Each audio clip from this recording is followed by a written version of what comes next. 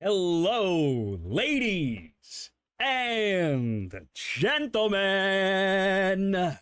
What it be? What it do? It's your boy, Keen Decker, back at it again. Yes, sir. Yes, sir.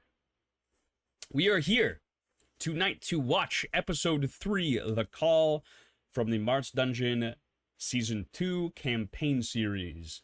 So we last left off with the, I don't remember if the recap happened. I don't think there's a recap for this one. I'm pretty sure there's like an actual like intro, like a promo intro for this one. So we kind of last left off with the party all congregating inside of the castle for the first time. Look Down tried to wake a bunch of people up. He was free from his cell for the first time ever. He had actually like a really intriguing conversation with Marth about the concept of imprisonment, because he's been in prison his entire life. So he kind of got to delve into the philosophies of like he really does not know much at all.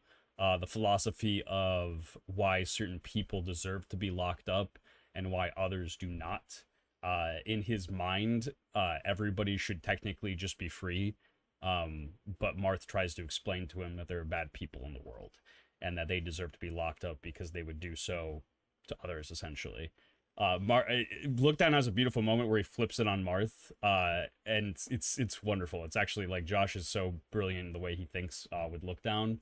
But yeah, that happens, and the gang all meets Penelope, who is the 7-year-old child that was being transferred as a prisoner to Soliet's castle, to be essentially just killed, like have her vitality sucked right out of her, have her memories sucked out of her. And so, long story short, she gets saved. The party all meets her, and Marth asks pretty much everybody. He's like, "Hey, listen, I need to go to Halignoth." He's like, "That's where my mission's leading me. I'm gonna go do that." Is everybody kind of on board for this? And after kind of like a long conversation, Marth also states that they are going to need provisions if everybody's on board, that they should go to Verlight Gardens and stock up before they head down, essentially. And so the party all moves to Verlight Gardens via, it's normally like a very long walk and like travel period time. But Marth uses the Book of Naterna, which is from Soliet herself, filled with a bunch of kind of ancient, mysterious enchantments and spells to lift the castle and move it to Verlight Gardens.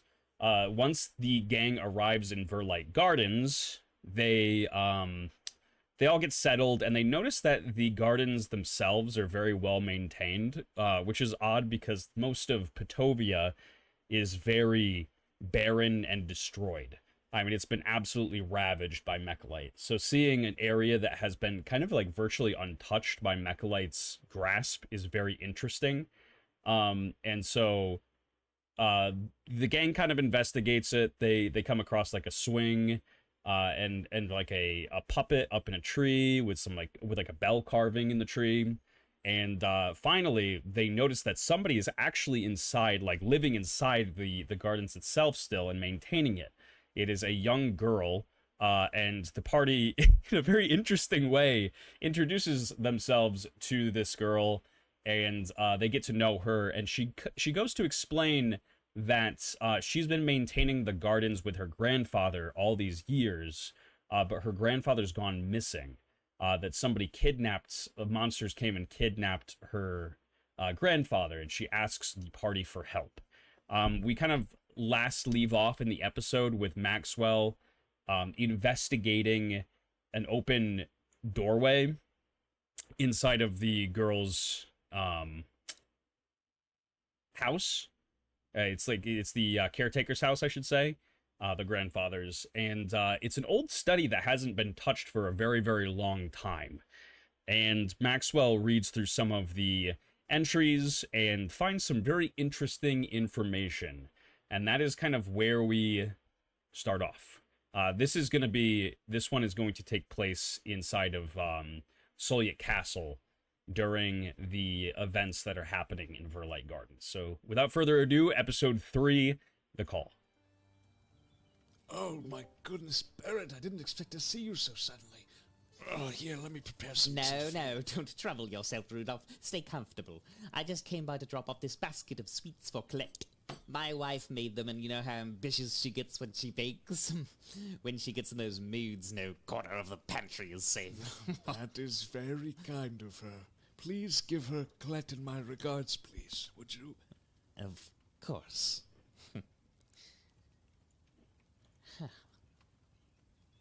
Rudolph, Yes?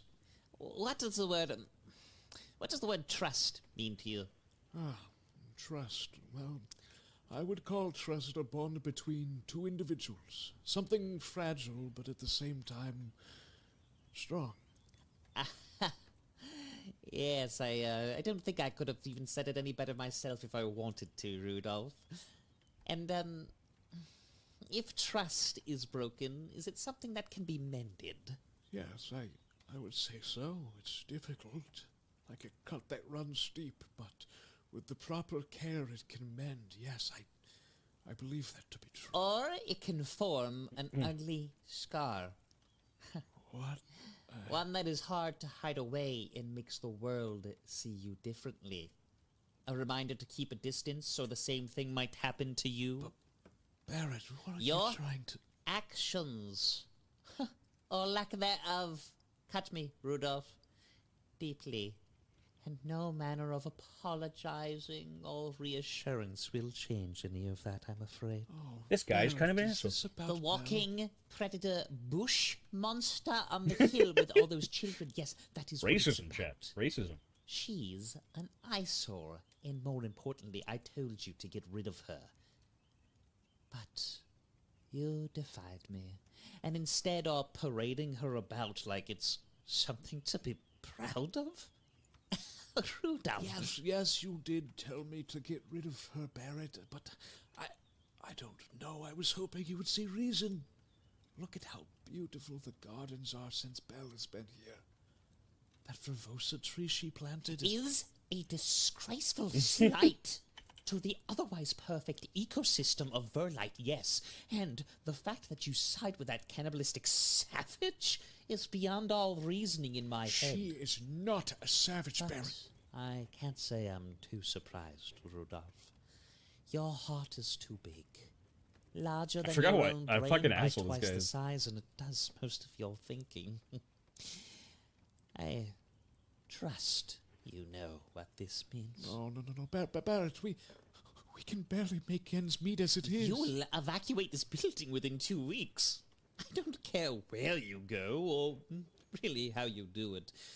But I won't let you tailcoat off the good graces of me or the Verlight Actions Committee any longer. Nah. Colette, I'm sorry, Colette. My name is King Decker, and I'm here to invite you to an evening not like most others.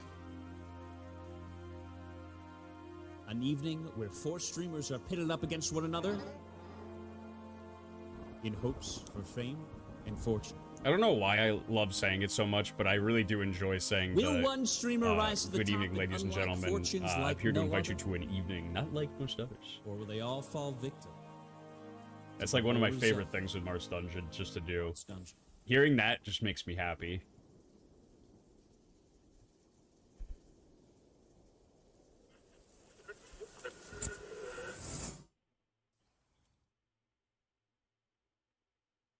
Unmute, Keen. Unmute.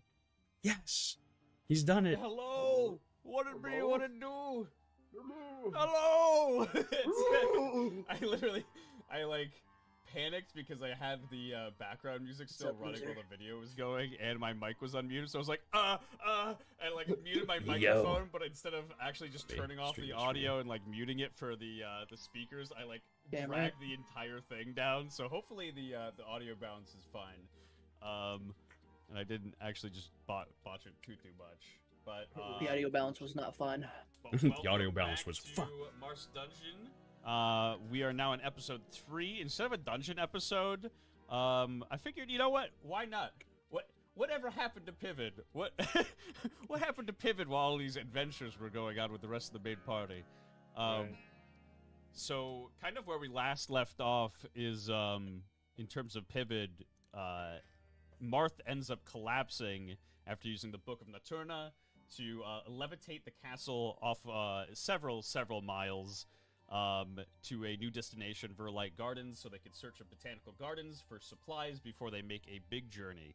Marth ends up collapsing. Thames brings him inside, and Pivot kind of follows Marth indoors just to make sure that he is okay as someone who hasn't really touched magic very often, if at all. So sometimes those things can be very, very dangerous. Pivot is just kind of watching over Marth while the rest This might of the be one main of the party is greasiest pizzas I've exploring ever Verlight gotten in my life. Gardens. Holy moly. The what? And we kind of start off Oh, our scene pizzas? with Marth Greasiest, just kind of yeah. sleeping in bed with Pivot just ominously Like, damn. watching over him. Is It's it practically is it swimming in it. Domino's? So Yeah. Pavid's Oh. kind of been going through like Fuck Domino's. a normal regimen. He's probably done 100 Regimen. times Fucking love or Domino's. seen before him a dozen times. Sure, yeah. Just to check his magic health, whether like the magic in his veins is flowing properly, or if he's in any health danger or anything of that sort. And just kind of run an arcane check really quick. Sure thing. First arcane check of the season. Say 14 plus 3 is 17. Woohoo! As far as you can see, everything seems surprisingly enough perfectly fine with Marth. He That's what I have to say about that. doesn't have like any kind of added after effects of what you would normally see of a a rather inept or untalented magic user, novice magic user using pretty advanced magic. He for some reason just seems completely exhausted, which is a good sign. Right. And on the table, you see next to him at his bedstand is the Book of Naturna that he uses to cast spells from, and a large, very, very large leatherback book, which seems very, very old. I do love how Keen threw me in as mage, then told me absolutely nothing about the world's magic, just learned as we went. Yes, sir! Yes, sir! Does the book have a title or anything on it? No, More it dungeon, seems a work in it seems progress. like kind of just like a Both book in the that was literal kinda sense made for just writing large Figured. amount of text in. and the figurative um, sense. And it seems to be just well handled and very, very old. Dude, this shit's so greasy. Pavid, taking one more look at the sleeping Marth, he's gonna kind of step closer and kind of like giving a glare to the Book of Naturna. He's gonna pick up the leather-bound book. and The just other kinda book? open Okay. the Yep. He's just gonna open the first page and see what's there. Perfect. You open up the first page, and you see from the first page, it has quite a few entries in it. It is actually a diary, and it is all handwritten by Soliet herself. It seems to be her personal diary from a very, very long time ago. The first entry you see. She Oh, it's a states- diary reading. I literally had no idea Marth exploding when he tried to use Vyus was because he couldn't use magic till like episode 40. No, it wasn't until episode 40. No. Spending every day inside is so draining. Mom and Dad say it's only temporary, but with each day that passes, I tend to believe it less. I can't believe watched you the read sun this. This coast is across holy the fuck. sky 1,000 times now. I feel like it's all I ever really do anymore. In fact, embarrassing as it is to admit, the highlight of my day is running to my window at 1 p.m. to line up the sun with a small circular sculpture in the garden. Cloudy days really suck. Luckily, Dad brought back a diary for me from the monastery, so I can at least ease my mind through writing. Although I'm not so sure it's supposed to be a diary, this thing is massive and ghastly. Looks like a book that was made for printing sermons, but honestly, I feel a lot less lonely just pressing ink to the pages. Maybe I could be an author when I'm older. I'd ask Mom and Dad. The thought of that, they're just never home at the same time. For some reason, Dad lives on the opposite side of the monastery and seems to always really just be in a rush. I only see him about 10 days in the daytime, or 10 minutes in the daytime, and even then he seems reluctant to even talk to me. Yesterday I tried to hug him and he just pushed me. My elbow's still pretty bruised from it. I wish you loved me, Daddy. I wish there were other kids that I could play with here. And that is the first entry in the book.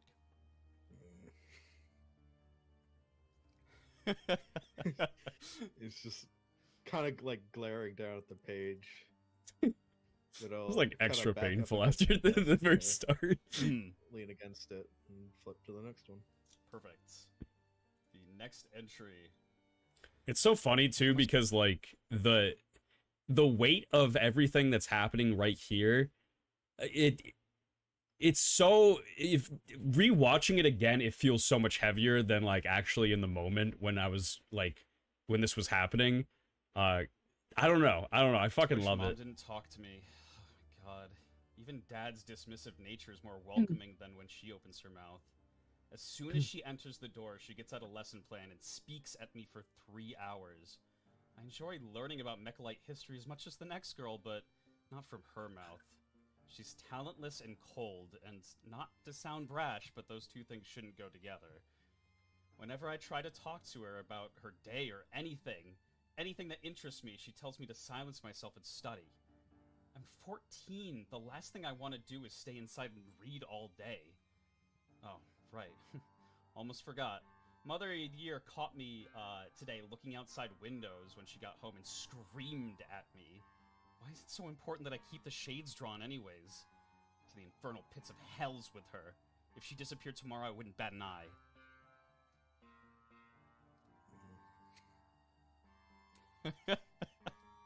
Talking at people.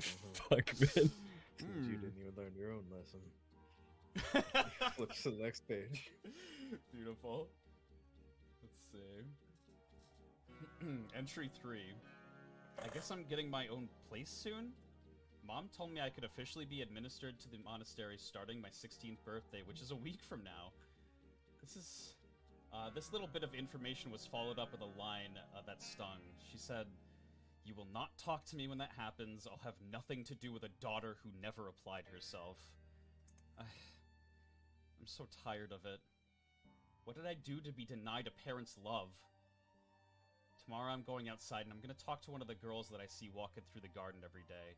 She looks friendly, and even if she's not, at least she's going to be more welcoming and sociable than the ugly old crone that I see.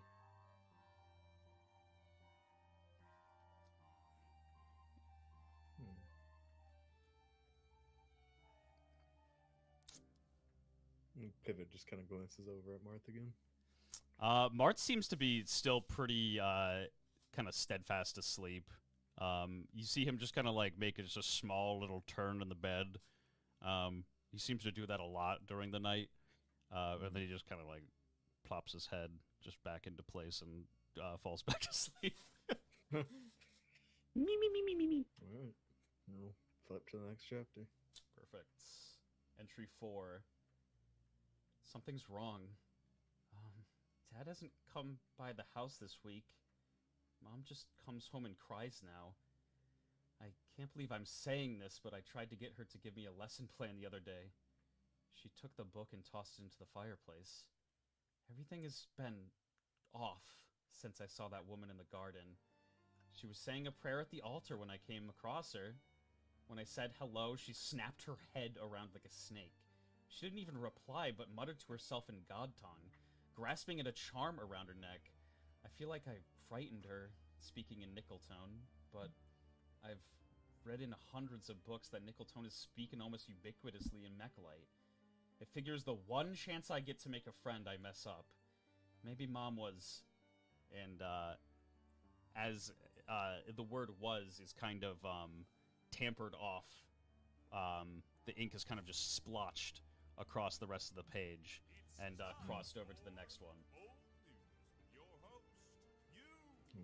Real news anchor. Perfect.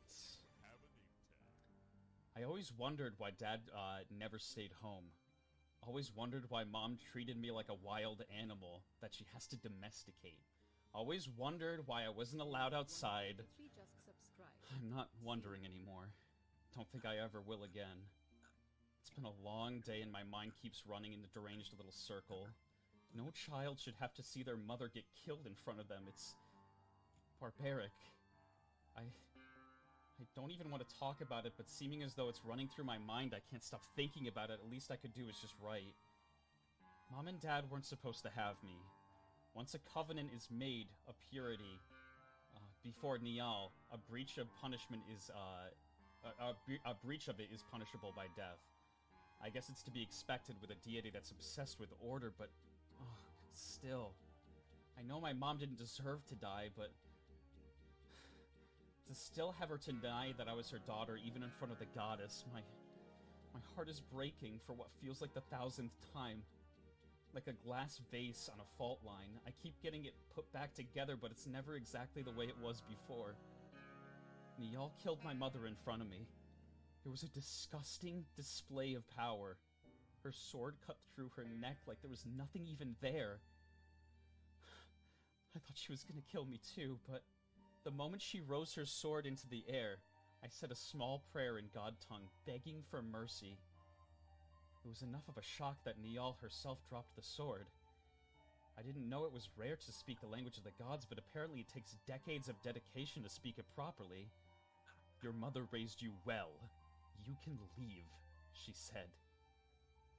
But for our unwatchful eyes, there must be a punishment. It was the most horrific thing I'd ever experienced in my life. Nial brought her hand to her face and scratched her own eye out of its socket. The sight of it made me physically ill and weak. Then she proceeded to take one of my eyes as well.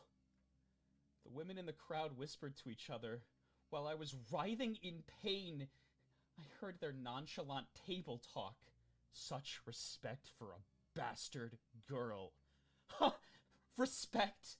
The thought of that is so definitely provoking and maddening. The world creates its own villains, and then punishes them when they lash out. So I'll show them. I'll show them all. I want to be just like her. I'll be a god in a human skin. A tyrant, everlasting, that is beautiful, powerful, and indignant. With a heart and mind irreparable to reason. And one day...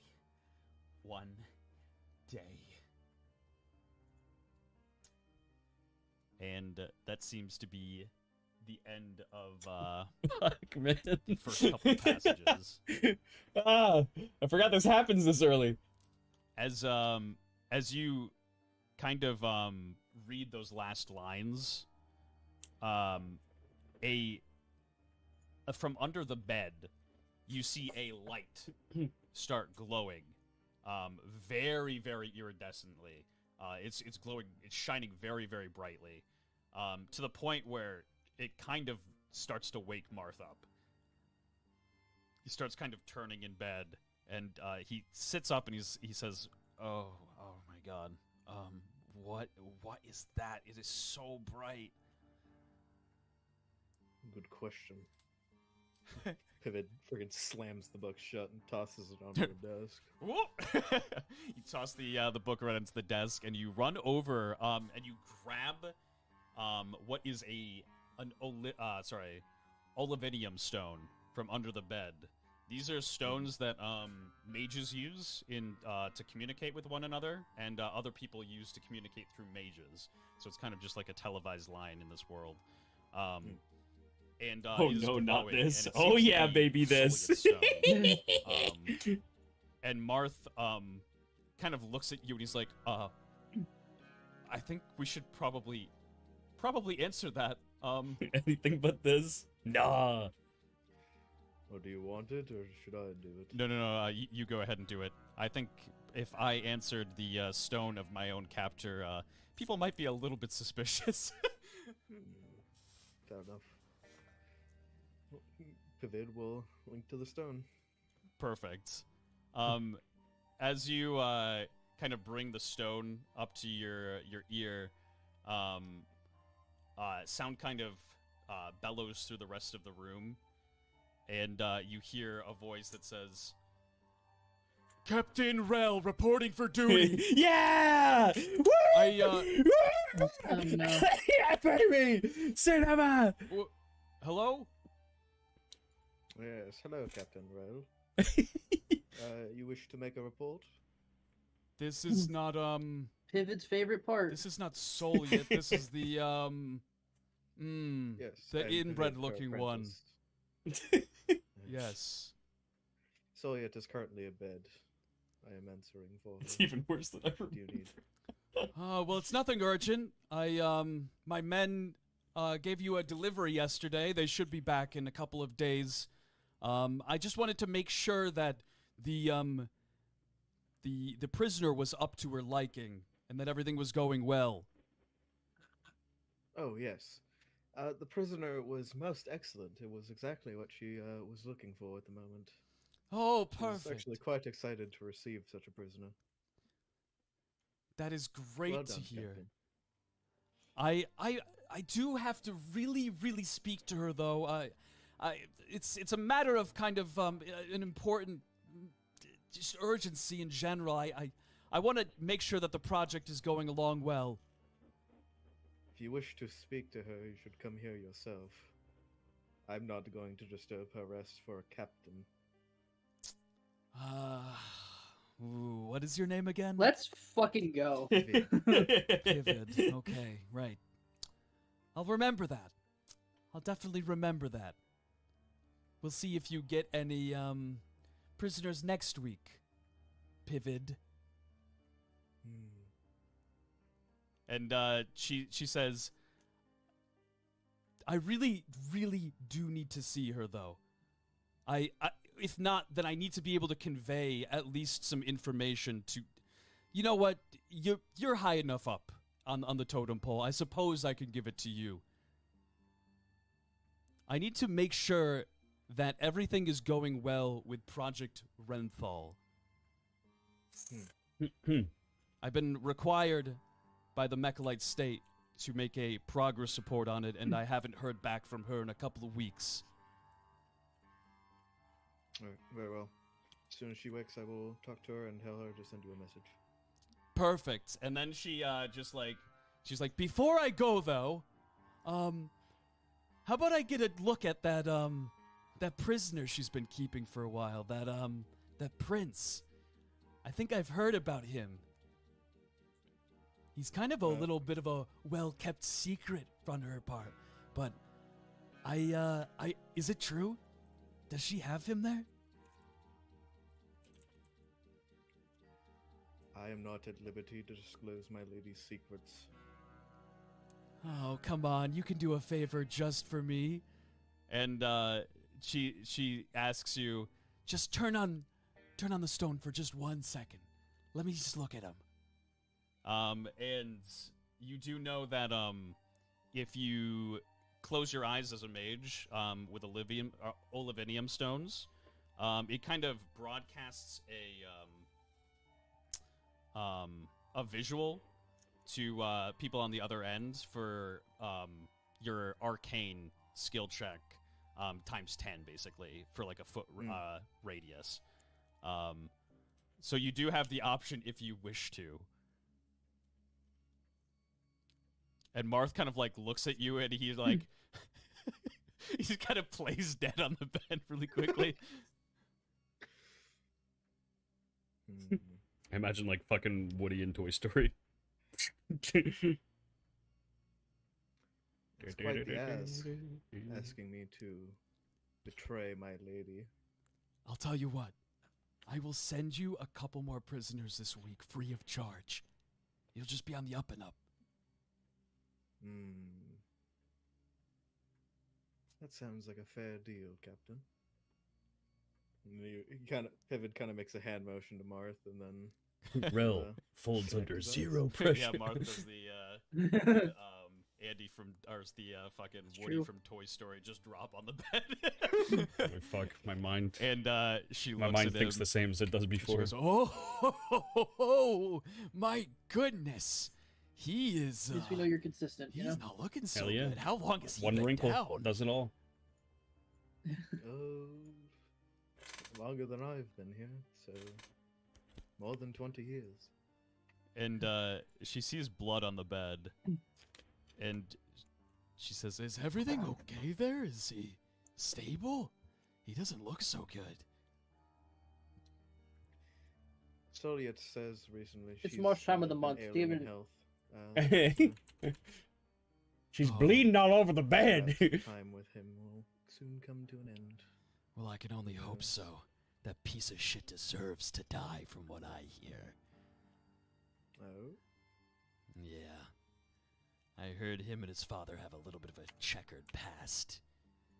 But it's good people like us that are keeping him off, off the streets of Petovia and interesting. coming back for, whatever reason. right. So I Good of people. Was this one of the I, episodes I couldn't make it to? notice that you wear a mask. Is that This are you episode using takes a- place during the time that you guys are in Verlight Gardens, because Pivot couldn't make it for the Oh. prior episode, so he's in the castle with Marth, who's passed out, and then That's right. Thames was making armor for a little bit, so I think he pops up at some point here. You look so bad when with the mask on, eh? It's better that way. There it is. And she kind of just gets really close to the fucking the stone, much like an old person who's never used a camera before, and she's like breathing on it. She's like, "How about you and me? How about me and you go on a little bit of a date sometime? Not too far away." We'll see, Captain. And we'll hang up. Yeah! Woo! Perfect. And Marth kind of sits up on the bed and just goes, "Ugh." That was disgusting. It was horribly uncomfortable. Yes. Ugh. And Marth kind of inches to the edge of the bed. He's like, "Also, I have no idea what she was talking about. My father was a very good man, and I have been asleep for 50 years. So what kind of chaos could I'm I sure he have was. even caused up while asleep?"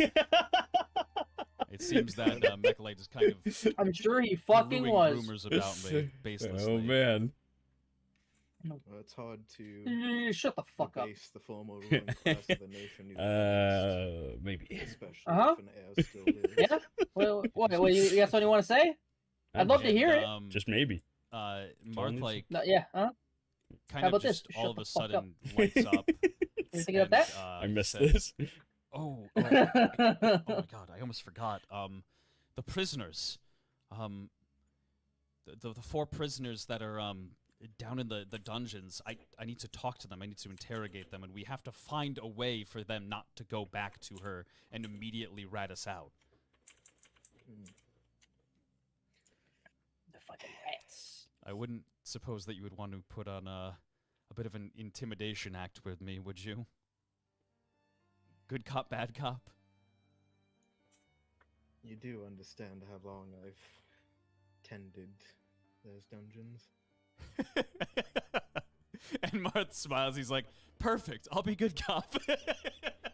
He's going It's to fucked up. kind of So just real hop for out of bed. As he kind of hops out of the bed, he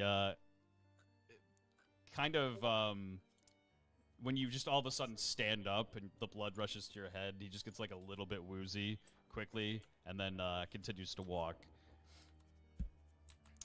And he is going to head down towards the dungeons. As they're walking, David's just gonna ask him, by the by, Marth, have you casted spells before?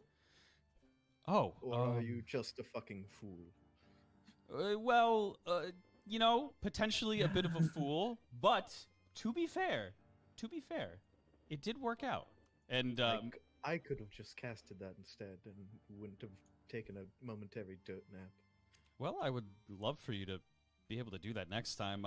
The only training I've ever received is military training, so I didn't even know it was actually going to work.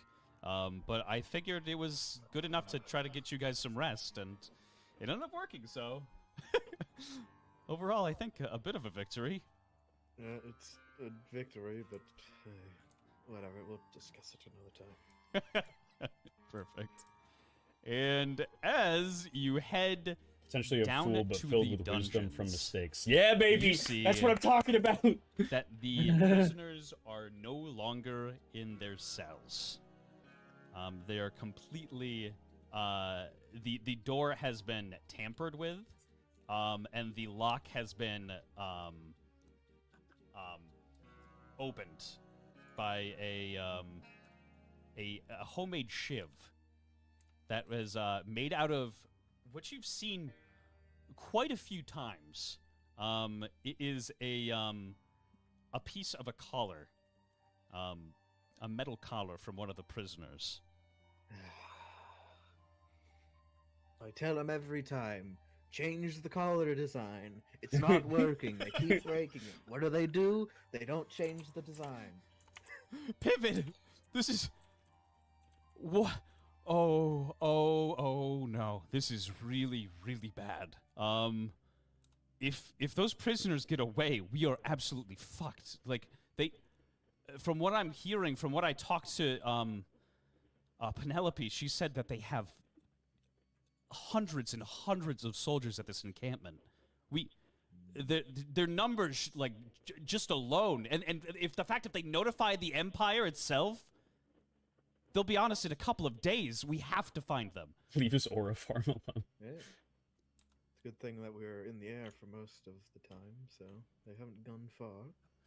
Yeah, I can't assume they would go too far. And roll an observation check.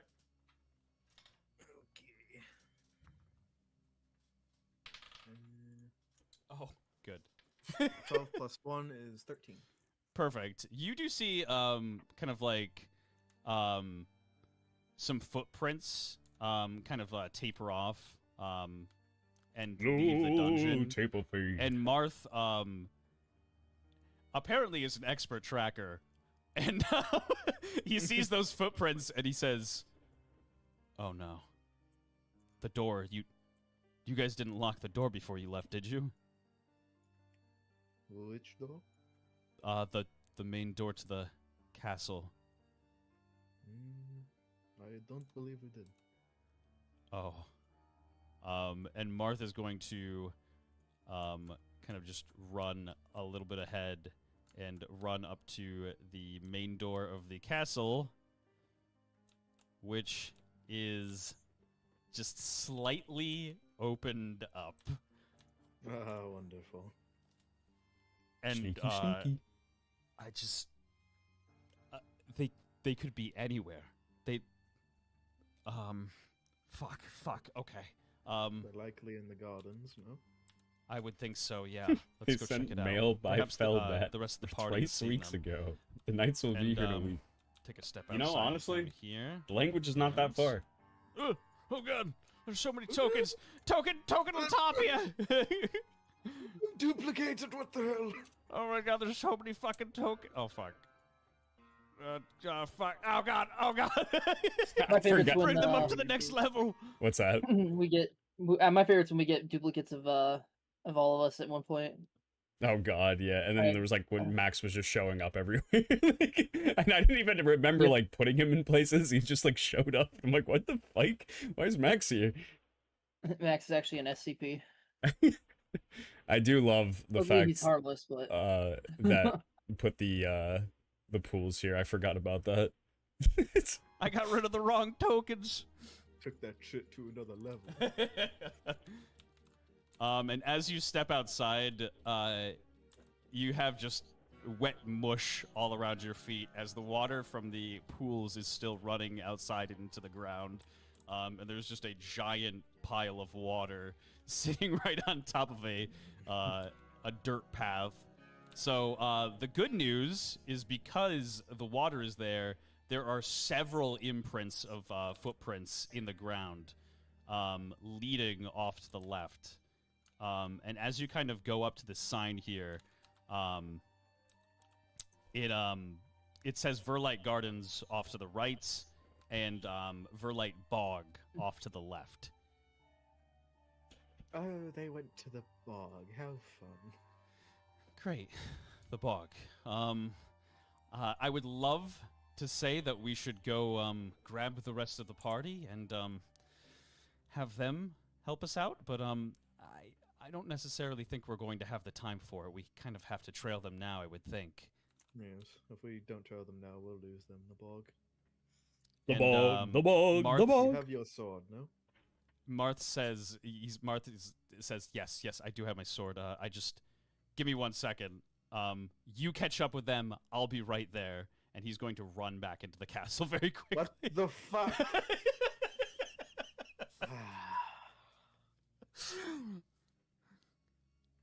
Fucking incapable ass leaders. He's just grumbling as he walks down the path. Perfect. You begin walking down the path.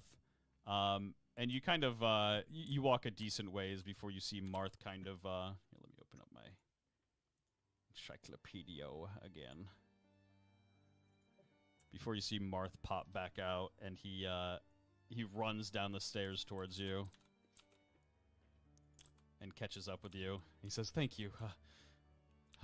Right behind you. You fucking better be. And let's see. Open map. When you're the best of friends, and you do Head that down stuff the together. narrow dirt path.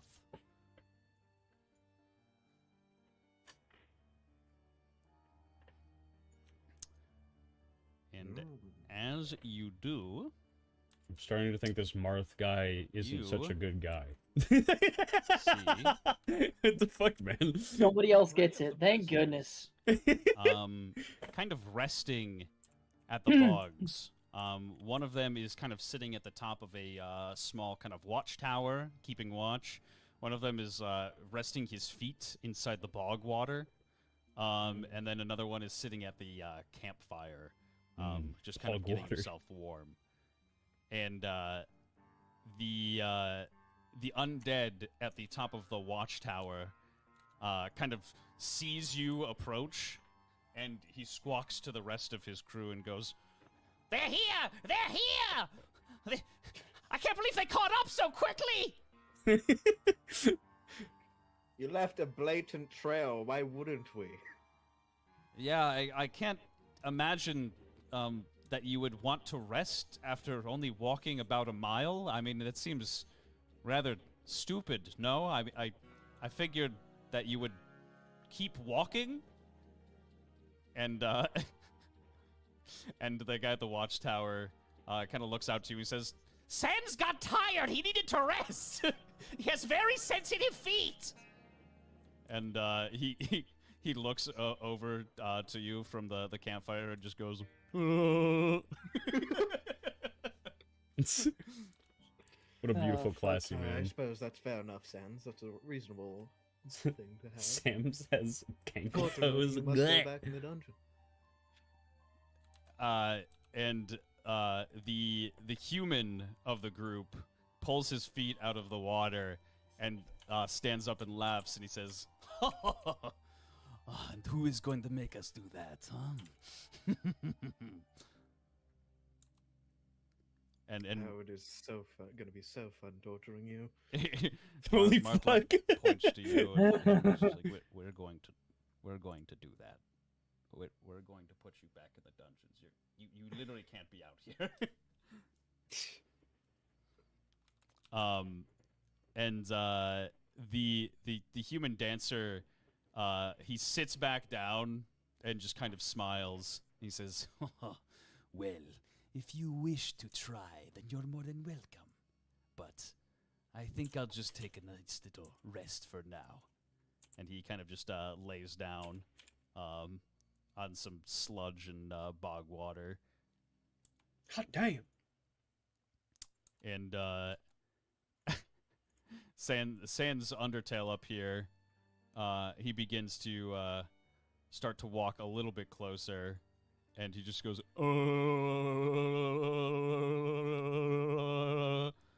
and Bofadis at the top of the tower says, "He says he's going to kick your ass." And that's what that means. He's gonna kick your ass. And we're gonna go back. I get the idea of the he says he's gonna kick your ass. No, that's not what I said at all. No, please don't. He says you're the worst human being. No, it's too many friends. He says one of our Go get him. companions seem to have slipped away already. He's Sludge and bog water, looking homie at the for spa. reassurance.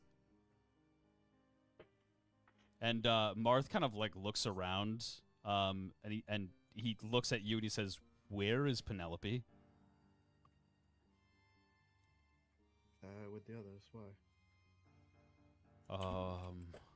Great. Oh boy. Okay. Well, at least she's around somebody, but I just have this really terrible feeling. And the human dancer kind of just lays there and smiles, and he says, "Penelope, she's that girl that we brought with us. Yes, I remember her. But I don't think she's going to be lasting very long."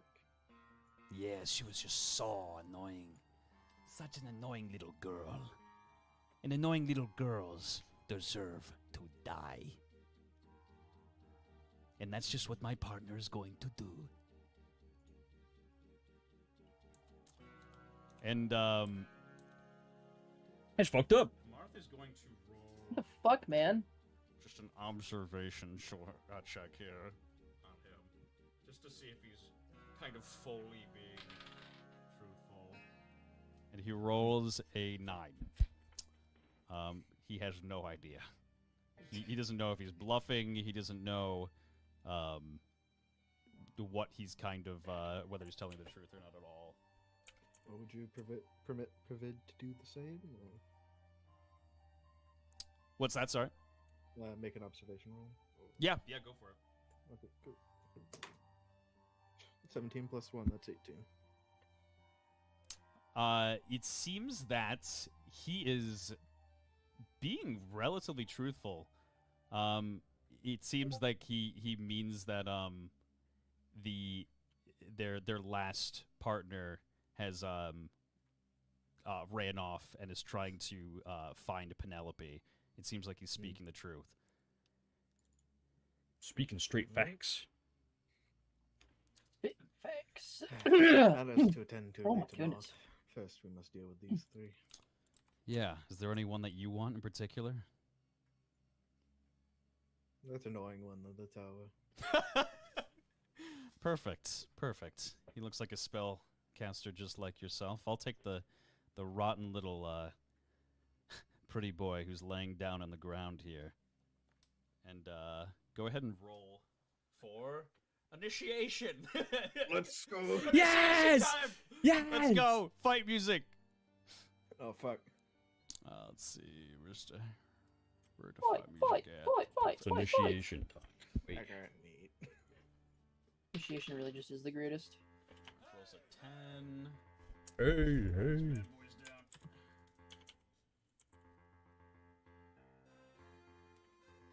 Marth 10. What do you got? 8. Vivid 8. Off to the best start. The human dancer rolled a 2. Both bodies rolls a 7. And Doesn't he have a are fight some- music playlist? Shake my some head. rolls. Just shit listened to when he was 17. Sans rolls a 1. This is the fight music right here. It's epic. All right. Martha's going to start it off by running towards the fuck? bog here. 5, 10, 15, 20. And he's going to hit the water, and that is going to be... he's actually going to use an additional action just to get up next to him here. And he's going to pull out his sword and just kind of hover it over the dancer, who's still just kind of sitting on the ground. And he says, I'm not going to kill an unarmed fighter. Stand up now. And it's your last chance. If you don't come back with us, I'm going to have to deal with you. And Javier just kind of laughs to himself. He says, I would like to see you try. And it is Pippin's turn. Oh, alright, that was fast. Pivot's pretty much just gonna stay right where he is and cast Siphon on Bofades. Perfect. Roll. Bum, bum, bum, bum, bum, bum, bum. That's a con saving throw, yeah? Yep, con save of 11 or higher.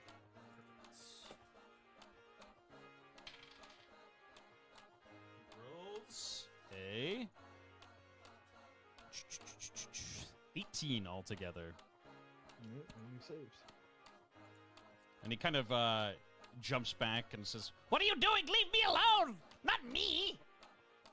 Go after somebody else! What's wrong with you? I'm up in a tower. You're not supposed to be able to hit me up here. I'm a caster. I'm supposed to be able to hit you up there. Nah. Yeah. Let's see. It is Bofades' turn. Perfect. Let's see. He is going to use. He is going to use. Wavering Chain Lightning on you. It is a -2 to hits. He rolls a 10. I'm a caster now. Yep. 13. So he misses. You see this giant arc of lightning kind of shoot out of Bofades' hands, and it hits like the metal, or sorry, it hits the stone walkway and just kind of bounces off and completely misses you. And he goes, "Dang! I need more practice with this. I'm not that good. Not yet." You but need to work on your, you need to work on your technique, skeleton. Don't make fun of me, please. I get enough of that from the captain.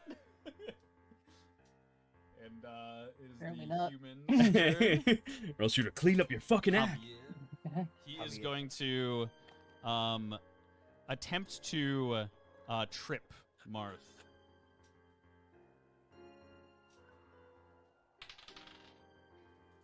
And he rolls a 10. Marth. Surprisingly enough, his little just foot gesture that was pretty obvious coming along is just quick enough to catch Marth off guard, and it trips Marth and knocks him prone into the water. And then Javier is going to swing at him.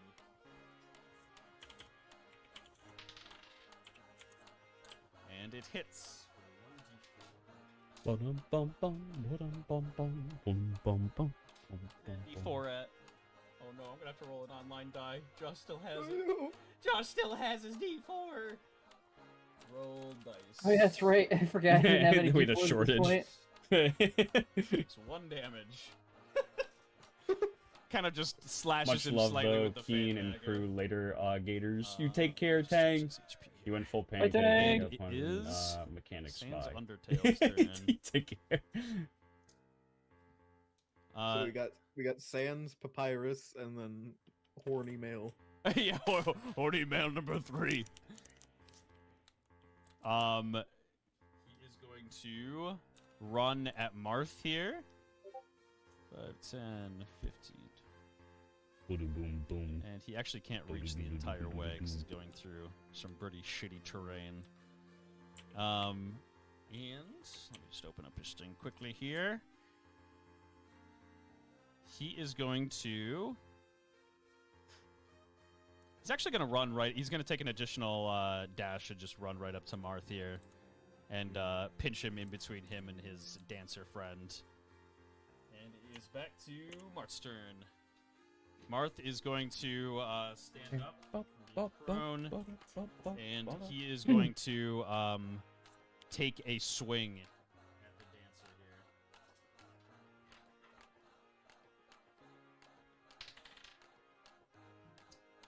Hey, Josh. And that is a miss. Yeah. Go Can I ahead, have a root beer, please? Yes. Can I do my bonus action before my Son of main a action? bitch. Sure. Yep. I want to see if I can decipher the spell that was just flung at me. Perfect. Run a an arcane check. Ah, fuck. That is a 4 plus, what was it? 3? 7. Unfortunately, it was so quick in the way he kind of shot lightning from his Emperor Palpatine fucking bony ass hands, and it just you weren't able to catch it. The first strike that he kind of did. It was rather incredible how impressive it was for missing. Anything else with your turn? Oh yeah. He's gonna take 2 steps forward and 1 to the right, deeming Buffadi's a non-threat. And he's going to cast Siphon on the dancer. On the dancer, perfect. Dancer rolls. Dancer rolls a. What's his con? He should be fine, anyways. Yeah, he rolls a 19. Okay. Yeah, they were really getting lucky on the saves, huh? Actually, though. And Papyrus, kind of, he looks at you and he says, "Hey, what are you doing? You were supposed to be looking at me." Not that I wanted for you to, anyways. And he is going to attempt to cast the chain lightning on you one He's a more tsundere, time. Josh.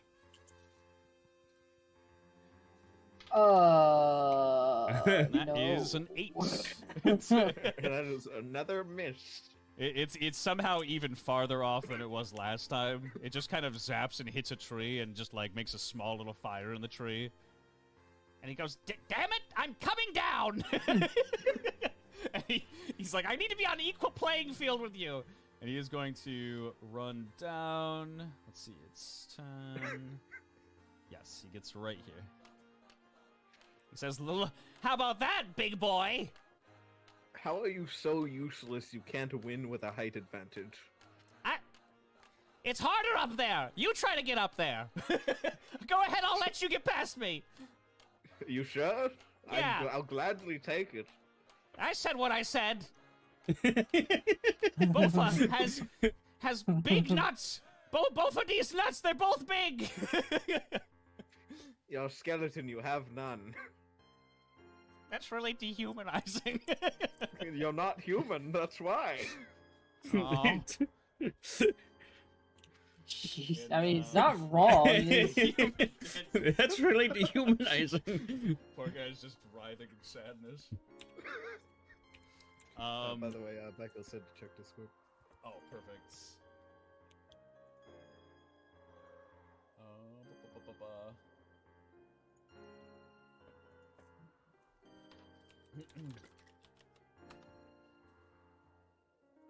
All right.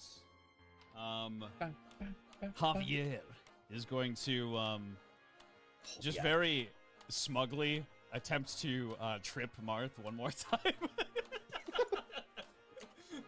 This time with the other foot, so he doesn't really see it coming. And he doesn't manage to do it this time. He kind of swings his foot, and instead of being able to kick at his leg, it catches like on a root that's in the bog, and like tugs on his foot, and he goes, "Oh fuck!" And he's going to attempt to swing at him again, and that misses. It is Sans' turn. He's going to kind of smile and do a little dance. And It's as he's freeze doing this dance. very strange ass dance that nobody really knows why he's doing it. Not even his friend both of these. He is going to swing his arm out and use. Where is it? He is going to use Fighting Dirty. So he is going to, because he's in direct proximity, toss an acidic agent at Marth, his target, and has to make an agility saving throw with 13 or higher, or take minor acidic burn damage. And Marth fails it with a... Actually, what's his modifier? Maybe he doesn't.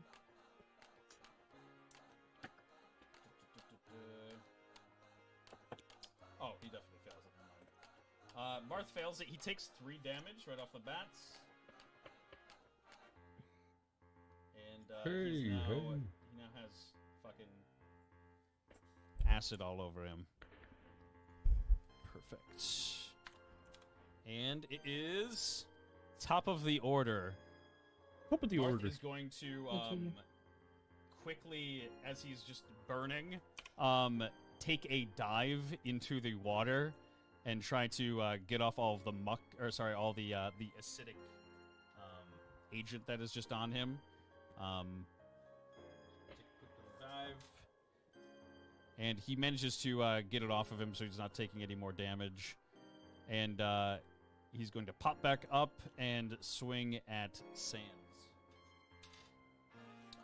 Actually, you know what? Instead of swinging at Sans, he is going to... he is going to take out from his back... he kind of has it in the back seat of his pants. He's going to take out the Book of Naturna once more. Fucking god. And he is going to use... It's like Max's cards. Hell yeah. Akusulvet. Cast sleep in a location, everything in a 30-foot radius. Other than the caster must make a con saving throw of 14 or higher, or be put to sleep for 3 turns. And let's see. Where D20 go? Where are you centering it? He is actually gonna put it right on top of himself. Okay. What was the save again? It is a 14. What's the save? For a con saving throw. The dancer fails it. I believe It in fails you. it. Oh, you really are that close, aren't you? I 10, am 15, exactly 20, 30 feet oh away from my Mars. God, it's right on the edge. Mart's just in expertise with just using the spell. He's not used to just Oh no. The dancer fails it. How about Sans? Sans also fails it. So everybody, including yourself, are put to sleep. As Pivot sees him winding up the spell, he's like, Marth, you fucking fool! Oh. And everybody is passed out other than Bofadis over here. What And, are you doing? who just kind of look at each other. And that is for... Wait.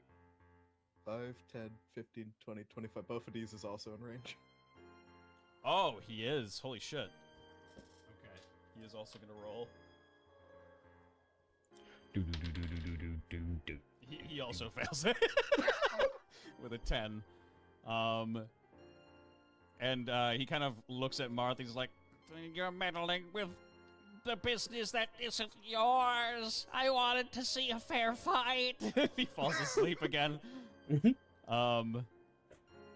Marth kind of like looks around and he's like, "Well, I guess I'll be bringing all of them back to the castle." And he kind of picks up the dancer first and transports him back to the castle. Puts him in the cell and comes back out and grabs grabs Sans. What's and that? halfway into bringing Sans to the castle again, he kind of wakes up, and Marth just kind of bangs him in the head a couple of times and knocks him back out and brings him into the castle. So right now it is actually just you and Bofa. You both wake up in the same area that you were before, confused as to why nobody else is still here. Well, That was different. That was really. It. What happened? I feel like I got hit by a ton of bricks. Yeah. You want to? You would want to just let me leave, would you? I mean, I kind of have to bring you back to the tower because You'd be a bona fide great person if you let me. Sadly, I can't. You know, can't start a rebellion. So fucking real. You know. I won't tell anybody. Please. I'm sorry, but I just can't trust that. You can come back and help us if you want. We'll treat you well. Yeah, I'll definitely do that. And he is going to make a dash action. and 5, 10, 15, 20, 40, I tried. 50. Yeah, he's going to start to dash away. Do you want to do anything as like a You reaction? can't collect them in Marth's dungeon like you can in Sins of Our Father. Not for this one. He is relatively slow because he's undead. He's a little bit slower than you, so he's kind of just like. Yeah.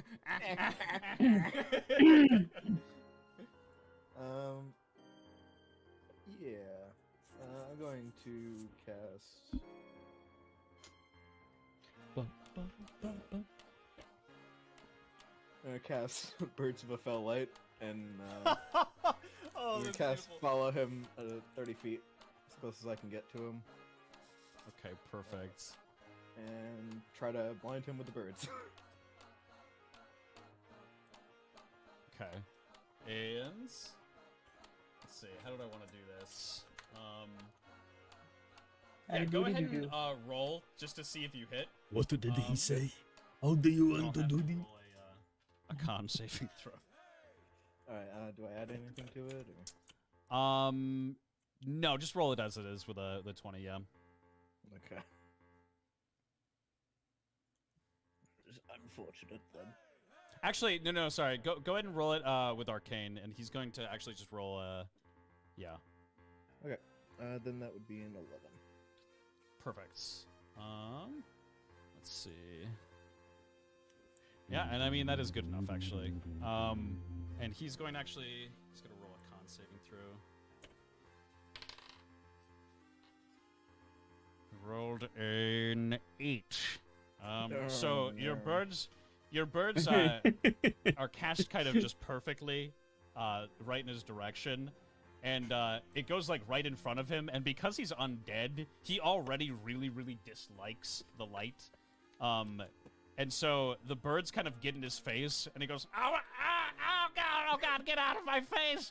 And he is going to still continue to run forward, just trying to run for his life, and trip over the bonfire. And it is going to just set his clothing on fire. And he's going to, instead of running still, he's going to jump in the bog. And he says, oh, fuck, man. What's wrong with you? You Why could have couldn't just come with me. you couldn't have just let me go? No, I cannot. I don't like you. You're ugly. You're not meant to. That's okay. Take off your mask. What are you hiding? Question. Yeah. Imagine it starts So- there. Cast Chain Lightning again before we went to sleep. Am I allowed to make another check to decipher that? Yep, Or... yep, for sure. Cool. Alright, we'll try it again. It is now a 13. A 13 does... Wait, where's the ability? Oh, I'm on the wrong... Here we go. Yes, a 13 This is is the actually start of it just all. This right fucking on, cursed spell. qualifier for it. So, Yeah. you do get the spell. Actually, let me send this over to you.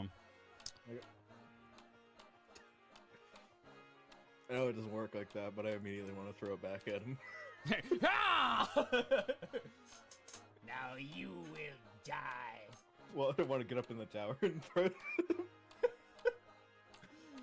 And I guess how you do it.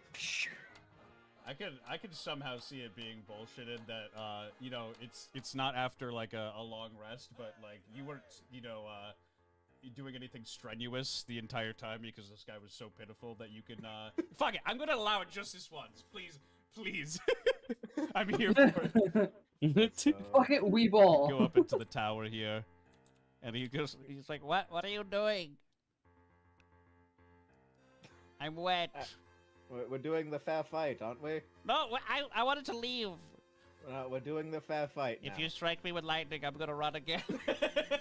I'm going to strike you with lightning. And I cast Going to run again. chain lightning at him. Perfect. Fucking great. Let's see. It is, yeah.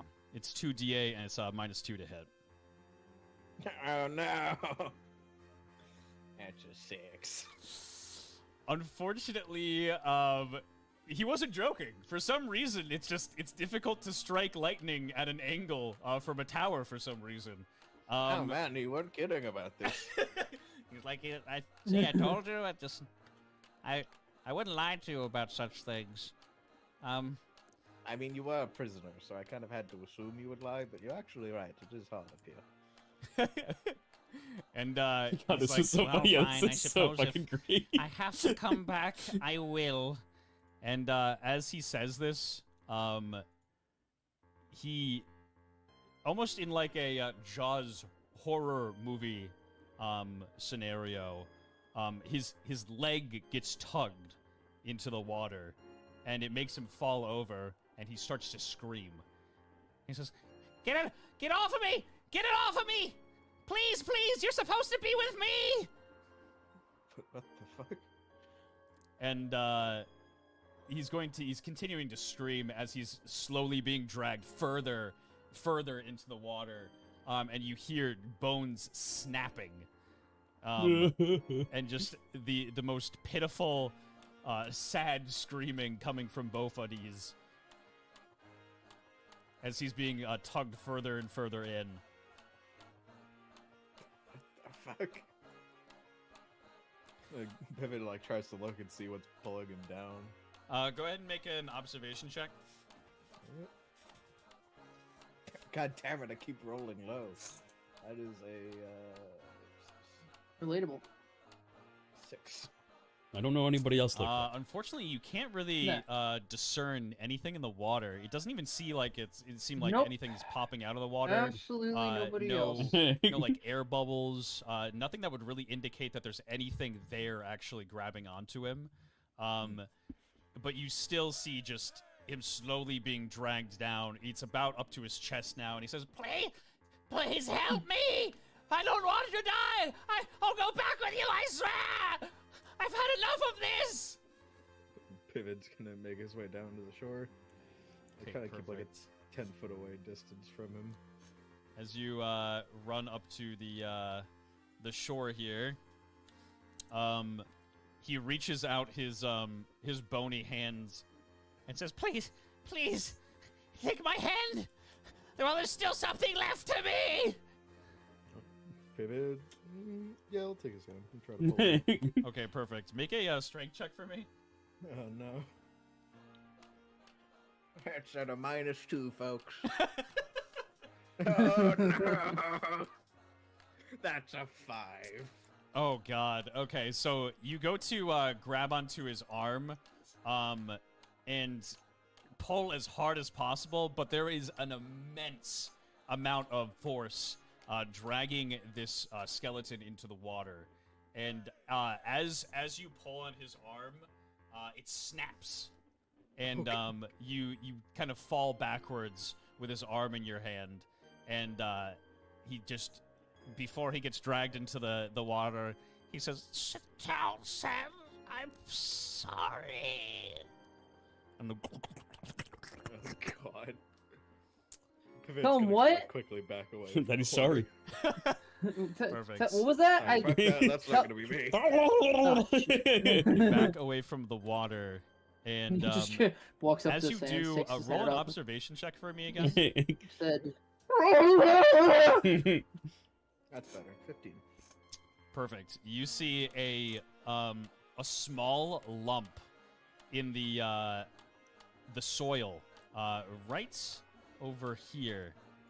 How can I ping this for you? Let's see. Actually, can I ping it right from right here? Can you see this? I can see that. Perfect. You see a small little bump in the soil, and it is moving at a very, very fast pace, away from you and back down it, towards the gardens. Oh shit. Pivot's gonna try to chase it, I guess. Perfect.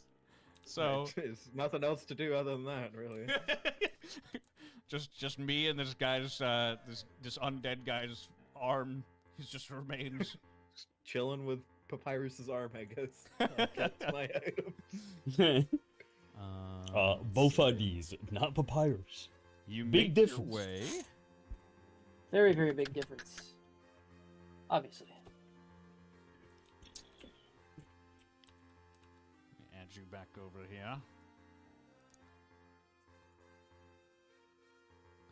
here.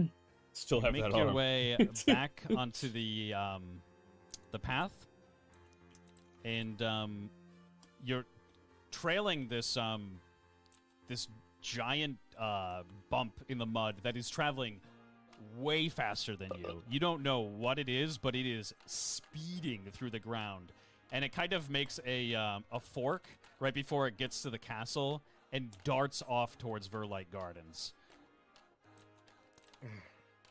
And as you come down, Marth is going to come down the castle stairs here.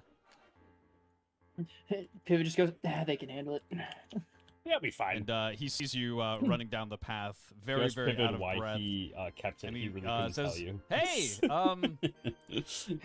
everything okay?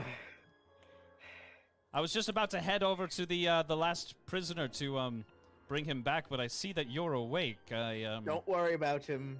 He's gone. I have his arm. Don't worry about it.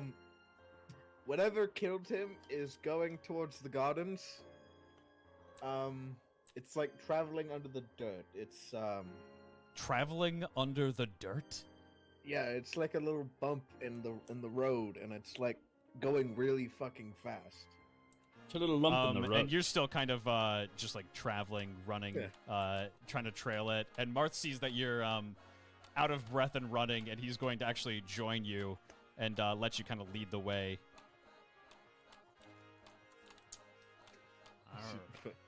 What the fuck is this thing? What is this thing that just ate somebody whole? Just a couple of old men. Let's see. Overworld. Perfect.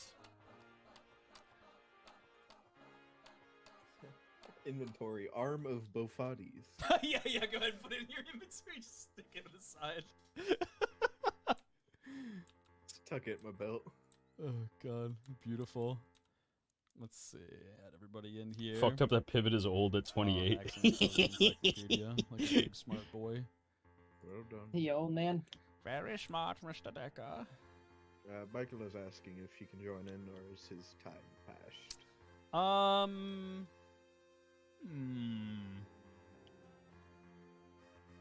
You know, sure. Yeah, go ahead and he can join in. This next little part. Where's Marf? There he is. Oh, the boom, boom. Hello, gamer. It's the man. Hello.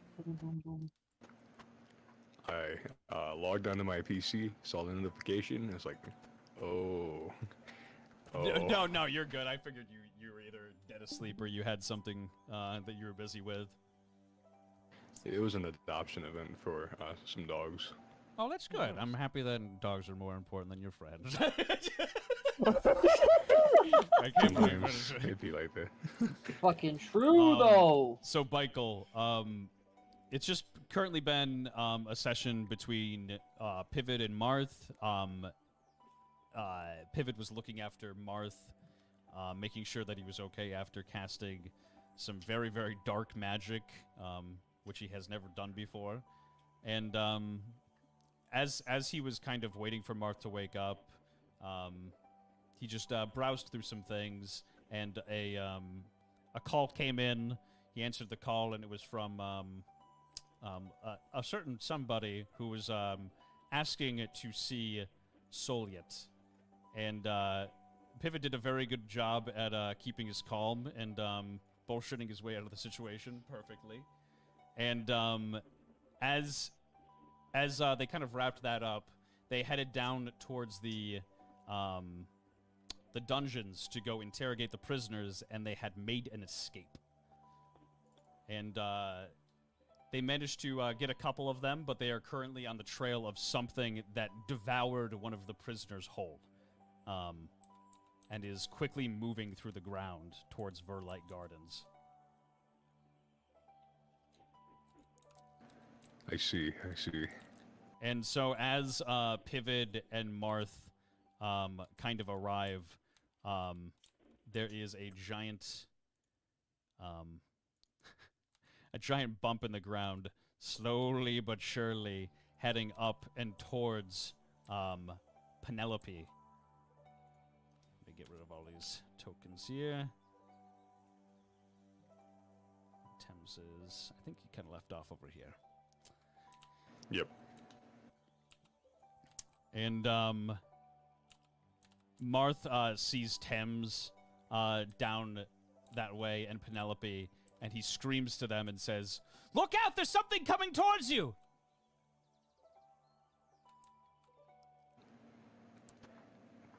Temps will peek out to the side of the house. Give it a little peek. Like, Or And where is it?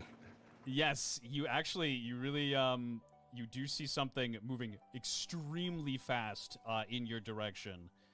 And it is going to reach this I am the mole cobblestone man. Path and disappear. It's going to go right back underground. What is that? don't know, but it ain't a prisoner hole, so I'm not eager to find out. Yeah, not entirely sure, but it probably could be anywhere, so we might want to make sure that we kind of take the necessary precautions. Penelope should not be here. Yeah, agreed. And he'll pick Penelope up and You know, place not her a bad on idea. His shoulders.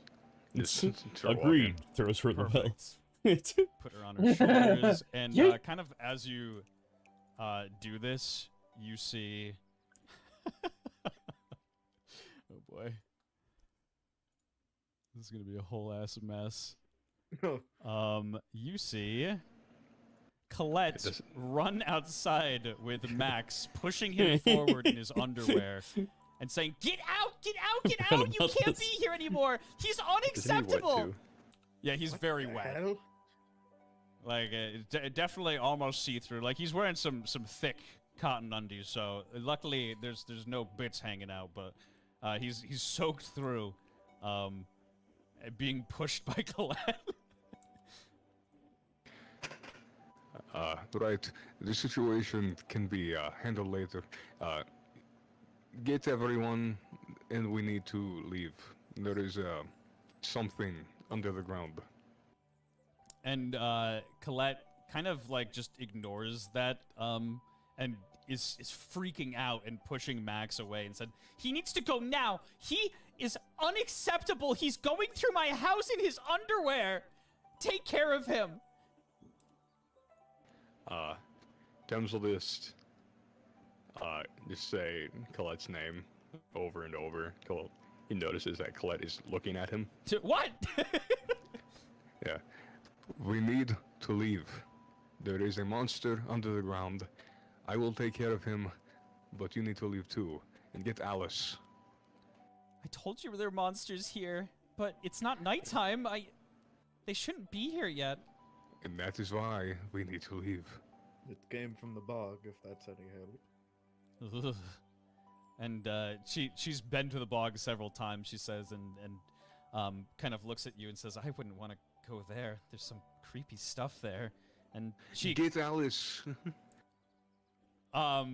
perfect. And she's going to run into the house and grab Alice. Tim's was progressively looking more and more annoyed. She was like, Ginger, right now! yeah. We're done here. You're done. You're done. And Alice, kind of You're done? nonchalantly walks outside and sees Max in his underwear, and just like doesn't really do anything other than just kind of giggle.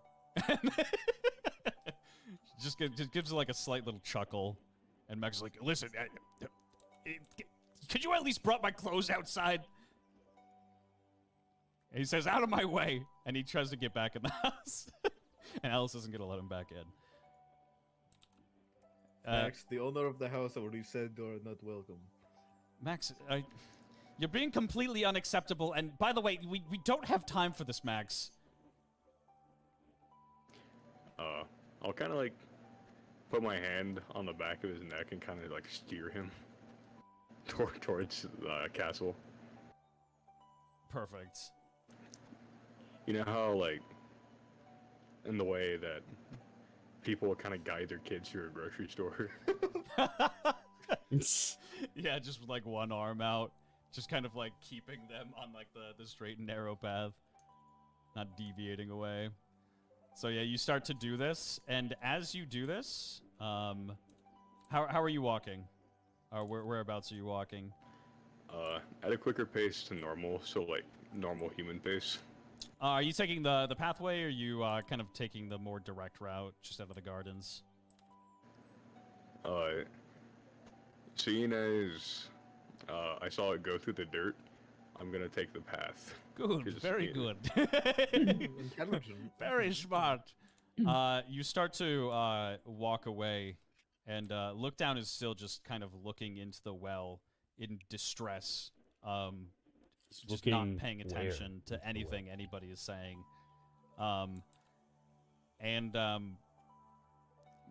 Martha's going to step just slightly out of the way of the path as you guys are walking by, and as he does this, he is going to make a agility saving throw. Oh boy. Which is a 5. Marth gets his ankle grabbed, and he is going to make a strength saving throw. Oh, he nat 20's it. Okay, good. At least he did something, right? So he gets his ankle grabbed just very, very suddenly, and it is just this foul-looking, just muddy arm that grabs him, and it tries to drag him into the soft ground. But Marth kicks his foot away quickly, and something appears out of the ground as he does this. Let me put it out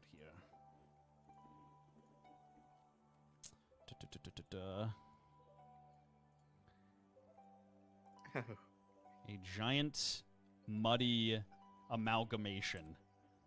There are several bits of garbage, stone, twigs, and just like bog material, just all floating about on top of this kind of misshapen, gigantic creature. And it jumps out of the ground and just goes, What the fuck? and go ahead and roll an initiation. I'll have Alice roll as well here. Not a doozy. That is a terrifying creature. It's horrifying. That is a 13. 13 for Thames. I got 11. 11. For Pete. I put on some battle theme music here. Did the monster roll here? 14.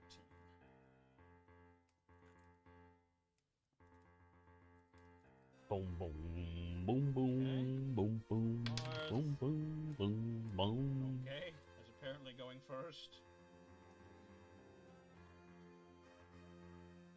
And Alice. That's a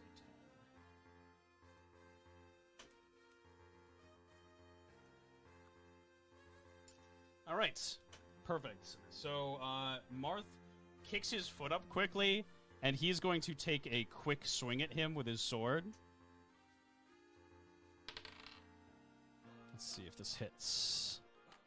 Yes, it does hit. Rolling for damage. D6. This one. 3. The monster only takes, he gets like a pretty clear strike on him, but the monster, seems to not take very much damage from Marth's swing. It connected just fine, but it seems to kind of just go straight through him, and just knock just a tiny bit of mud off of him. And it is, the monster's turn. The monster is going to... the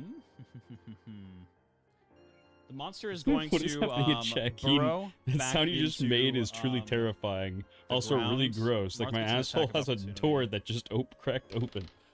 Which he misses. Fuck. And he kind of jumps back into the soil. And I mean, great compliment, I guess. he Hell is yeah. going to move around a little bit here.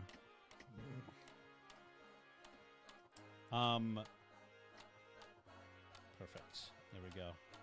And it is Thames' turn. You don't see the monster anywhere. Oh, there's not even like a trace of it. No, he seemed to have jumped back into the soil, and there's no longer any kind of sign of the monster at all. Okay. Then, well, I guess protect the child mode then, and I will, at brisk Thames pace, continue going down the path. Just pushing Max into fucking bringing, Yeah, like if he starts like fall over from me pushing, then I'll like put my knee to brace him and then keep running. Alright, let's say like right there, perhaps. And it is Pivot's turn. Well, possessing a brain, he is going to get on the path. Probably just the tile right above Thames. Okay. And then he is going to ready a siphon. Perfect. Just wait for it to pop out. It is Alice's turn. She is going to kind of look towards Look Down and say like, "Hey, I don't know if you saw, but there's something we could probably use your help with out in the." And Look Down is still just kind of looking into the water. And Would you say he's looking down? I would say he's probably looking down. Yes. Okay, I think that one is the counts. direct- Look down counter. All right, where's my notes? Episode 1. Put this one down here. LD counter 1. All right, perfect. Action. And just completely ignores her. So she is going to kind Another of one would have run, been nat 10, 20s 15, and natural ones. Okay, run kind of just to the back of Pivot and back towards you, and ready an attack as well. And it is Marth's turn. He is going to also run up the path. Or sorry, he's going to run down the path here. And he is going to kind of stay to Max's front here and ready an attack as well. And here's the monster's turn. And I cannot select him for some reason. He's just completely unselectable. Oh, He melted to the floor. oh, Invisible that's even because to the DM. it's because instead of making him invisible, I just kind of locked him. That's great. Yeah, I thought we were just doing a theater of the mind thing. And I was a little like, oh, okay. Well, that's good. He is going to make his action here.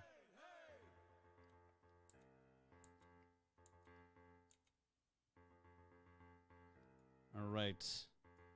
he is going to very suddenly appear out of the dirt and attempt to leap at Penelope on top of your shoulders.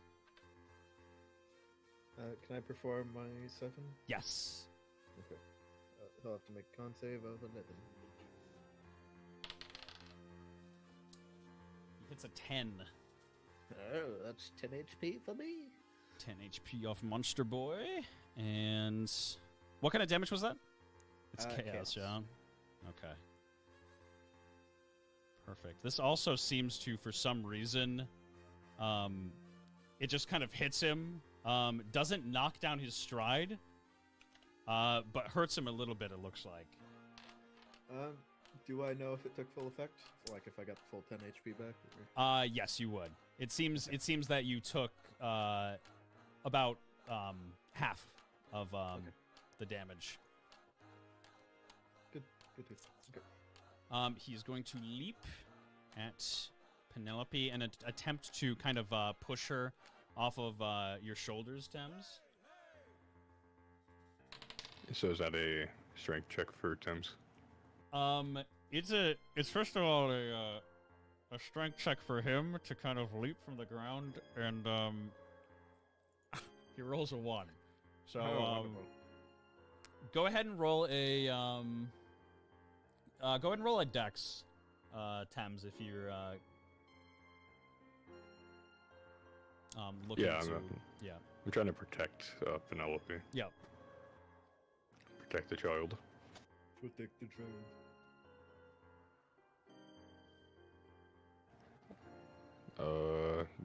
So dex check, you said? Yeah. Oh, I actually have a +2 to that? Okay. So a dirty 20. Okay, beautiful. So as this giant mud creature jumps towards Penelope, he kind of doesn't do it effectively whatsoever and just kind of plops right in front of you onto the ground. You don't even really need to do anything with Penelope, but you kind of swing her down off of your shoulder and off to your side, away from the monster, and put yourself in between her and him. And it is now your turn, Thames. Kill it. How big is it? It's pretty big. Like in terms of like mass, could I like eyeball it? Yeah. So just give it like, well, it doesn't even really matter. You can kind of see in plain sight. It's about like regular human height. It's around like 5 foot, 5'8", 5'9", but it is very, very massy, very, very girthy, as some might say. And it kind of encompasses about like 7 or 8 foot on the ground horizontally. It's just a mishmash of a bunch of different materials. Is it deadliftable? You can try. It does. I mean, go ahead and roll an observation for that. Actually, roll a history for that. Okay. A 9. A 9. It seems like maybe you could grab it. You're not really sure if it's gonna be able to just be tangible or if it's gonna slip right through your grab. Does it seem to be burrowing into the ground with claws? Nope. No, it seems to just kind of just dive right into the soil and just go right into it. Okay. Instead of lifting it, I'm just gonna try to grab and hold on to it. Okay.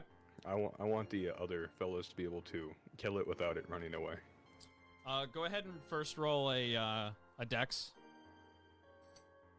for the grab. Repeat, grippy. 15? A 15, perfect. You manage to grab it, and it kind of just squishes between your fingers, and it just kind of falls apart in your hands. And it kind of just like sinks under your grab, and then plops itself back up. So it can kind of come malleable. Yeah, yeah. I see. He's a very muddy creature. Can I just hit it with height then? Yeah, go for it.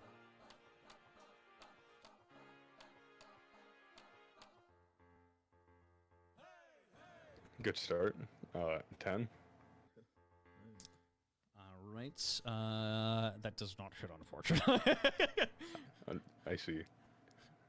Thames will look there a little frustrated. That's about it. I could not grab him. I cannot do it. I cannot do it. I cannot.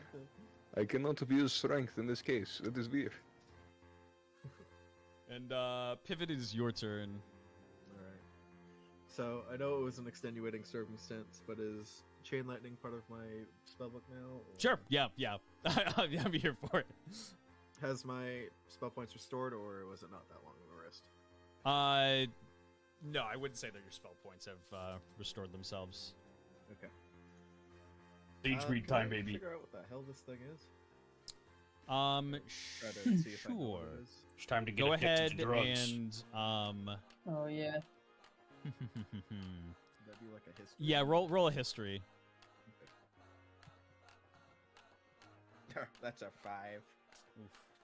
From your knowledge, you kind of have never seen anything particularly like this. The closest thing that you've seen is like a Doppelum, which is like a mud creature. But even that it usually doesn't stick in these types of forms. It usually takes the form of another being. And even then, like, it doesn't look horrific like this thing. There seems to be something very wrong with it. Alright, and I will use my last spell slot to strike him with lightning. Okay, perfect. Unlimited power. God damn it, that's a 7. 7. So it just kind of you give him the biggest Kamehameha-esque kind of lightning strike from your hands at pretty much point blank range. But this chain lightning, it seems to be cursed. Like its user is just, he was inept as it was, and apparently the spell is just it's not doing it for anybody today. It just completely curves around this monster and kind of just shoots off into the distance. I suppose that's why they call it wavering. Yeah. Alright, and then I will move up the path towards the house. Okay, perfect. How far would you like to move? Your full movement, or 5 feet. right here? Perfect. And it is Alice's turn. Gotta get Alice's character sheet up here.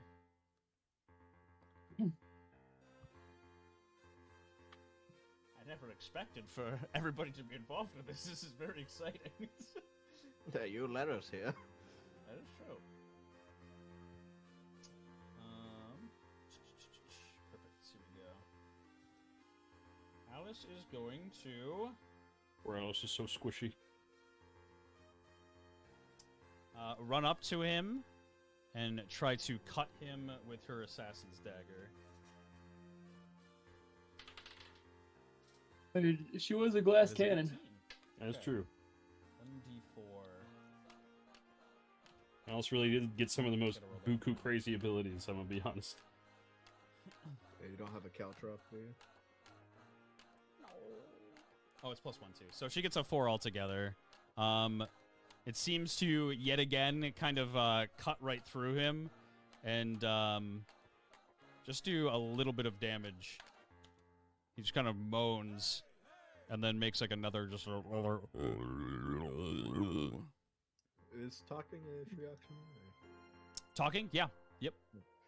If anyone's got fire, I would recommend it. And everybody kind of just like Max kind of like pats his ass and he's just like I don't really got anything here. Can I go? I'm really wet. I'm gonna Go, Max, go!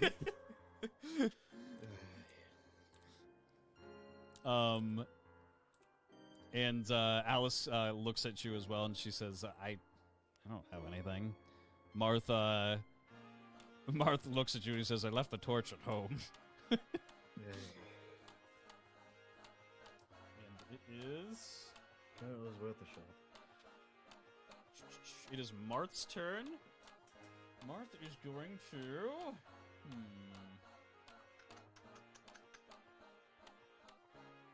There's your character sheet, boy. You know what? Martha's gonna try to use Incanto Fulviso on the target. Marth can make a target levitate and move as long as he holds concentration. A floating target can move up to 30 miles per hour. Living creatures must make a con saving throw of 10 or higher to escape the effects of it. Let's see. Let's make a con saving throw. It's his con modifier.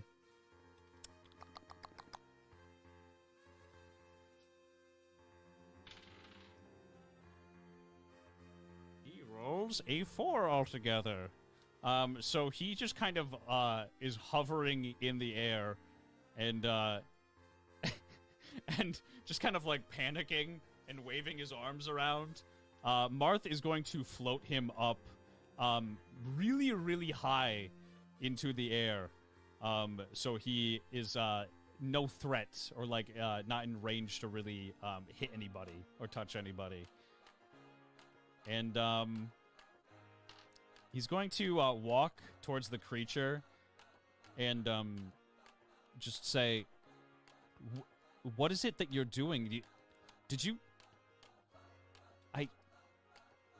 attack? Is this the person that attacked that skeleton that was in the forest or the bog rather? That's what I assume. It ate the person, and then I saw this bump just traveling at high speed. And Martha is going to look at the creature once more and just kind of look into his eyes. And he's going to roll an observation check. He rolls a 2. Okay. So he has no idea what this thing is. But he tries to communicate with it. He says, listen, I don't know what you want, but you can't have the girl. You need to leave. We don't really want to necessarily have to fight you. Can you even speak? And the monster doesn't even seem to really acknowledge his speech at all. Just kind of floats there in the air. Hold on. A curious note. As, what was his name? Bofades was being consumed, he said that this thing was supposed to be on his side? Was this what they meant by, seeking assurance? Oh, God.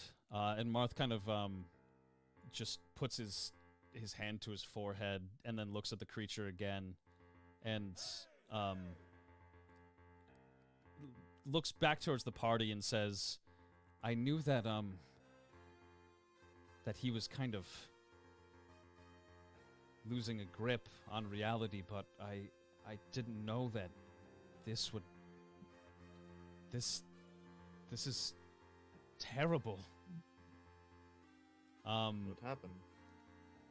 Well, while you were all asleep, I did cast a spell on these prisoners, and I just wanted to kind of look into their hearts and see if there was kind of anything still to them, just to test them, not to really, hurt them. And, well, there was one of them, a Doppelum, who he wasn't quite right.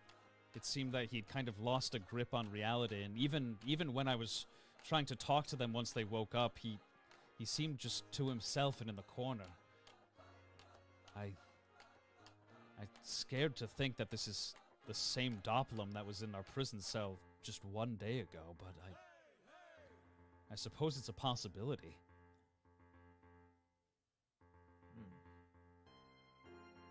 Boom, boom, boom. Can I make another check based on this information to see if, like, Doplam's gone mad or prone to do such things? Sure. Roll a history again. An 8. It doesn't seem like this is something that a Doppelum would ever do. They tend to be just very curious creatures, but they don't usually.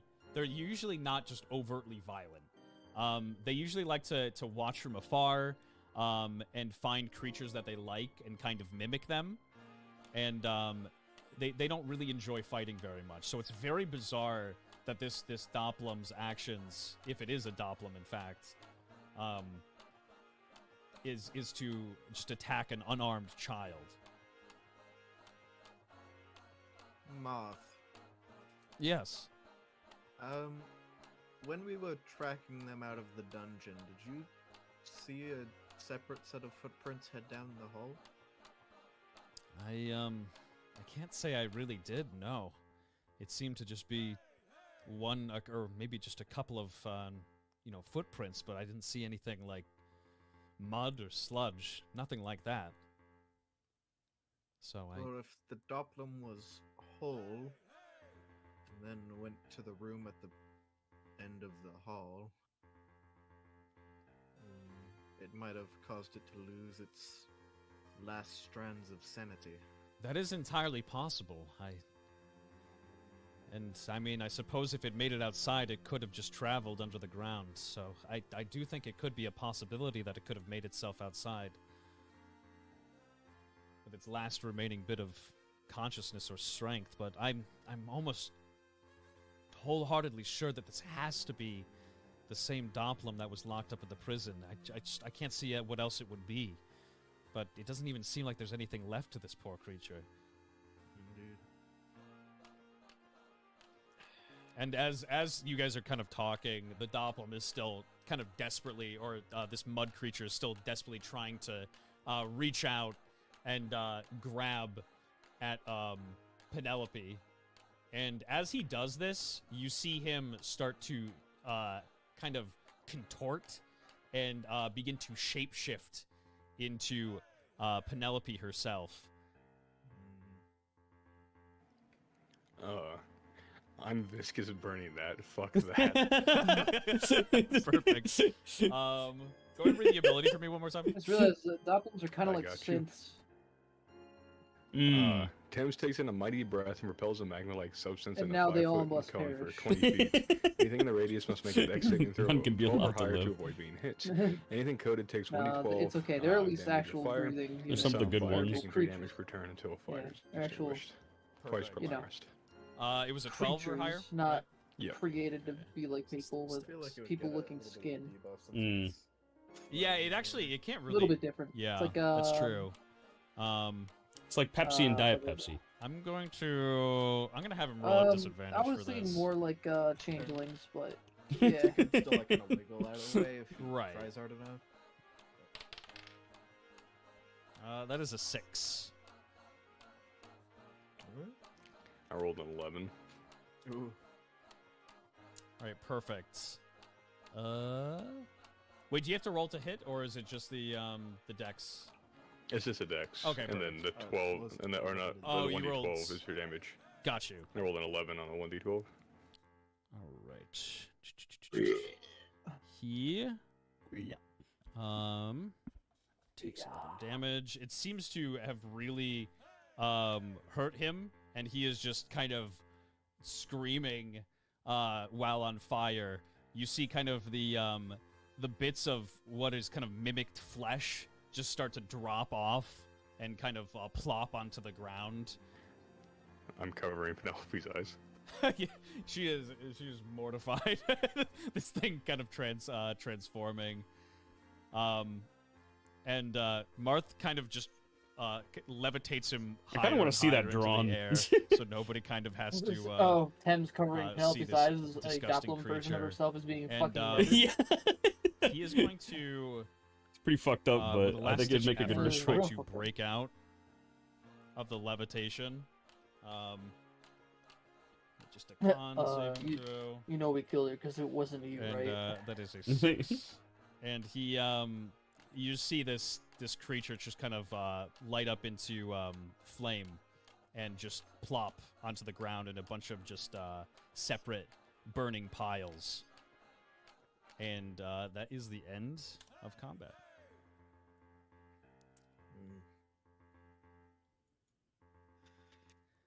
Well, that was unpleasant.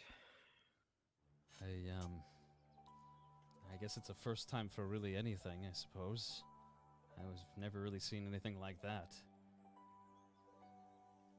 And I hate to kind of believe that anything like that could happen from a creature that is kind of innocent as a doppelum.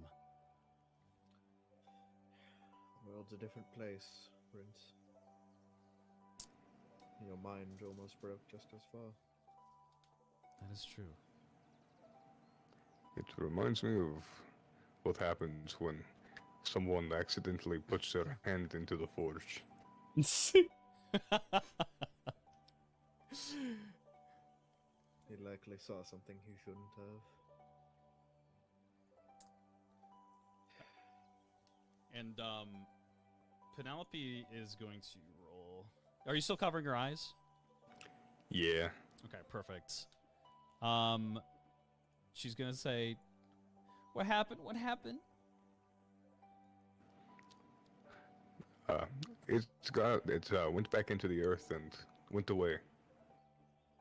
Is he gonna come back? I don't think so. Okay. And she kind of like nudges you and says that she wants to go back inside. Good idea. Don't want to get that coat damaged. What did you just say, sorry? Father Thames. Said good idea. Don't want to get that coat damaged. Papa Thames. Beautiful. The dad of the party. Are you bringing her back to the house, or are you bringing her back towards the castle? Max is gone. I'm gonna bring her back to the castle because I think amends need to be made with Colette because of what happened with Max. Perfect. You head off towards the castle with her. Maybe give Colette a little bit of time from having to see Max like that. I think out of everything that's happened, seeing Max like that was probably the most traumatic.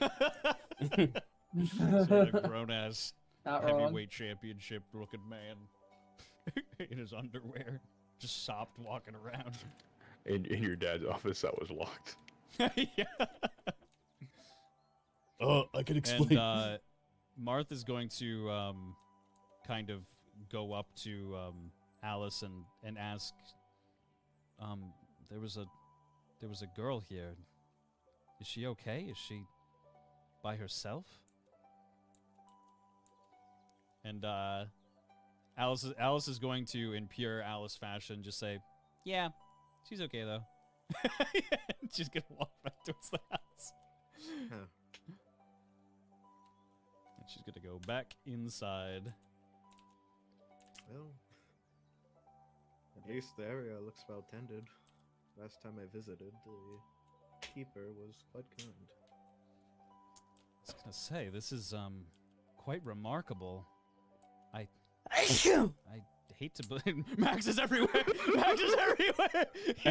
He broke free. He's swinging on the swing set. He's unlocked. He's locked out. His freedom is chained. It is completely bizarre. I hate to believe that she's taking care of this garden all by herself. There's got to be somebody else living here.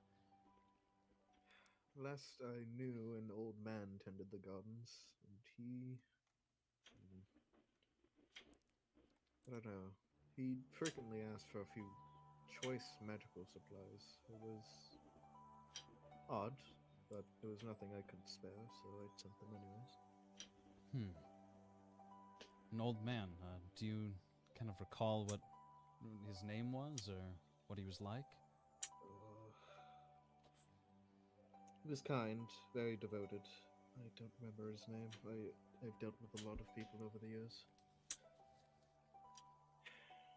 After a while, tending to the tithe from the gardens, was handed over to the butler. I see. Well, I suppose it can't hurt to necessarily look around. And Marth sees this kind of broken down establishment over here. He's going to head in that direction. By the by, Marth, should we do anything about Lookdown, or is it alright if he just He's keeps alright. staring at himself? Well, I hate to... And you did recognize the cuff. You kind of look over to him, and you see that there is a link kind of broken off of the cuff that's hanging around his neck. It seems that they managed to snipe it off of him, or swipe it off of him, as he was hanging out around the doorway to the entrance to the cell. And Martha's like, we shouldn't break the news to him. I don't think it would be good for him. But You'll have to tell him eventually. Yeah, but I guess we'll cross that road when we get there. I mean, you could always tell him, Pivot. What do you think about If that? I do that, I will die. And Marth kind of nods his head and he says, "Fair enough. I'll talk to him about it later tonight." He seems to be rather preoccupied. Well, hasn't seen himself for a long time. Pivot will look down the path towards Marth. Perfect. You say look down the path towards Marth? Or walk? Walk. Okay, perfect. He's So what? what? No! I am looked down. I am looked down now. Counter Look two. down's gonna do some crazy shit to me, man. He gonna make me into a man. Look down, unlocked Did his not third take eye long and for that is, to start strangling Yeah. Max is not the only one who can duplicate himself. Go. All right, going to head into this house here. Yes, let's save the changes there. As you kind of approach this property, oh, get out of here! Who the fuck is that? Get him out of here! Get all these tokens. This is what I get for prepping. Ugh. God. Get Marth out of here. As you kind of set foot on the establishment, it looks like it hasn't been touched for quite a long time. Just overgrown grass, moss growing on the property. There is a cave-in from the rooftop, and there has been some clear water damage. Broken window on the front-facing side of the house, as well as the door has been broken into. And Martha's going to enter the household here and kind of just look around. And I hate to think what kind of happened here. It looks like it's been completely ransacked. She said monsters appear at night. Yeah, I This is did a catch her crack saying den. that there was some monsters that are appearing at night for sure, yes. Seems like she was perfectly mortified. Perhaps that's why the keeper of this grounds are not present to greet us. And as you kind of are talking, you see a figure in the little sleeping bag here on the haystack, and Marth like looks back to you and kind of like puts his finger to his mouth as in like a shh motion. Pivot gives a slight nod and slowly creeps up into the building. Perfect. Go ahead and roll a stealth check for me. Okay. I'm a goblin. I'm good at these. A stealthy boy. Okay. That's where you give it to me, game? Okay. You give the nat 20. No, it gave me a fucking 18. That's a 19. Oh, okay, perfect. You both are actually walking relatively stealthy through this house, despite like kind of like the creaking wood of the house. You kind of just like tiptoe and very carefully apply just a tiny bit of pressure to the wood so it doesn't make too much noise as you kind of slowly approach here.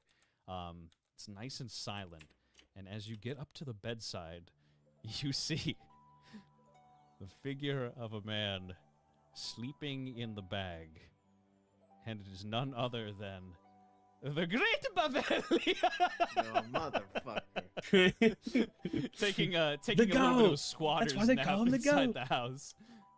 His backpack is out on the floor, and he doesn't hear mean, you walk into the house at all, so he's just kind people of might call sleeping. that. And Marth I don't like know turns anybody around that's to you calling and like Belly the goat. gestures I to don't you. know He's anybody like, that's calling "Is it this the goat." normal?" Pivot nods. It's like a really sad, I certainly resigned nod. Pivot's clearly dealt with this man many, many, many times over the years, and he hates every single interaction. Beautiful. And Marth kind of like he gets like the picture, and he's like, I kind of feel like maybe we should just leave him alone. I feel bad for waking him up. I'd rather not do that. He's gonna try to start. Honestly, to walk Bavelli away and Thames and are roll another chill, stealth at least check. thus far. Ahem. He has made And many that batshit is ideas of Thames a possible. 12. Yeah! And Marth kind of That makes tries to like Makes walk 20, I past guess. you a little bit. He just kind of slightly bumps into the wood stack next to That's the the worst part about fireplace. it all is And it that just nobody's makes got just my the back on this. Not a slightest single one of you little motherfuckers noise. And out of has my back on fucking Bavelli. Do you want to do what with him? Fuck that guy. out of a dead sleep, Bavelli sits up in his bed, and just with You're a a new fucking panic random ass in his face, traveler but around then here. sees the two of you and he goes, "Oh, hello! The great Bavelli welcomes you into his humble abode. For now. Greetings, Bavelli.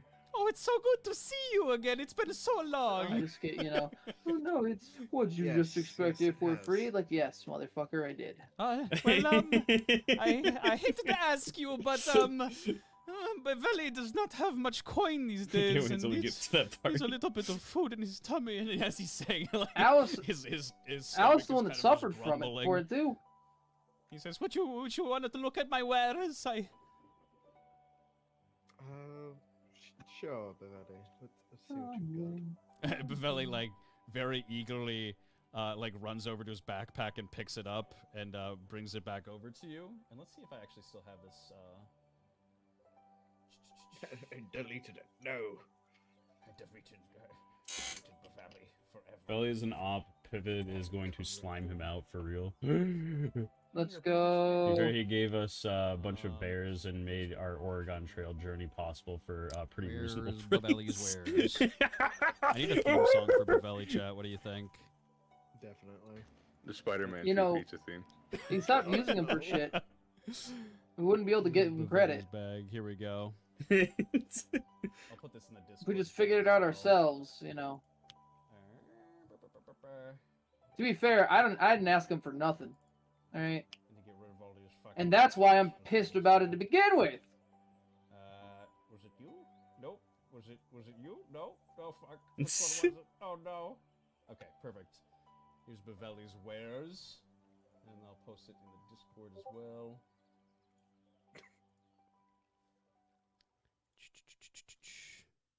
Bavelli is like have that. very, very eager to see you. It's been a long time since he's kind of sold anything.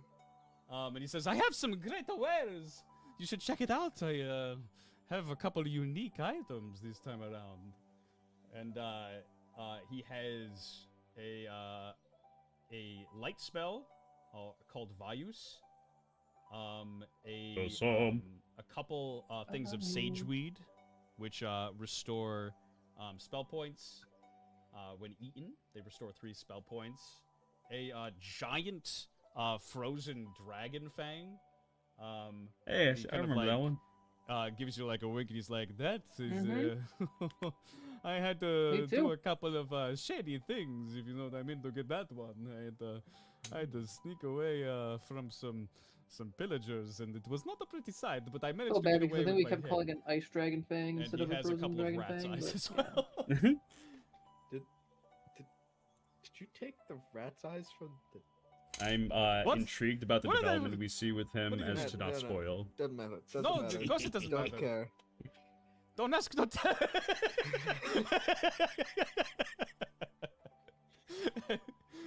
I will definitely take that sage weed. Fresh out, actually. Perfect. He has 3 in stock. Bunch of weed chilling in the same bag as rats' fucking eyes. All right, you hand over Unwrapped. 15 gold to Just- him, and he gives you 3 sage weed. Maybe And he it just kind of had a bag smells. holding. It's some rank sage weed. It doesn't smell too good. You can tell that he kind of just got it from like a really shady kind of dealer and is reselling it for a little bit of a higher price. Just And, sorcerer Martha's things. going to take a look at his wares too. I don't care if the Money weed with is Martha stank. about him, yeah. Martha has no money on him, so he's actually not going to buy anything. Martha is how you say We'll see fresh Pippin's out of alchemy money. table. Yeah, I mean, really, in all honesty, it is just Did sorcerer you things. forget to draw from the castle coffers again? I've kind of been in a coma for 50 years. Money was kind of the last thing on my mind with the apocalypse, I guess, maybe. We're fighting, like, we're an active resistance. We kind of, need supplies. Sure, yes, of course. I'll get right on that. He's gonna just like awkwardly walk away and be like, "Have fun with your friend." Tiptoe away. Wait, before you go, Yes. What can I do for you? do you need a light spell?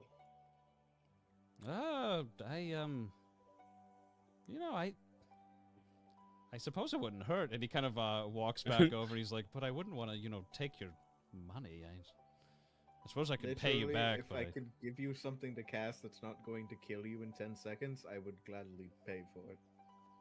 well, yeah. I mean, you're not entirely wrong. I could use something that's a little bit more stable." Alright, well, shill out the extra 15. As you start to, this is it's 50. Look at that drip animation, chat. Or, yeah, 50, sorry.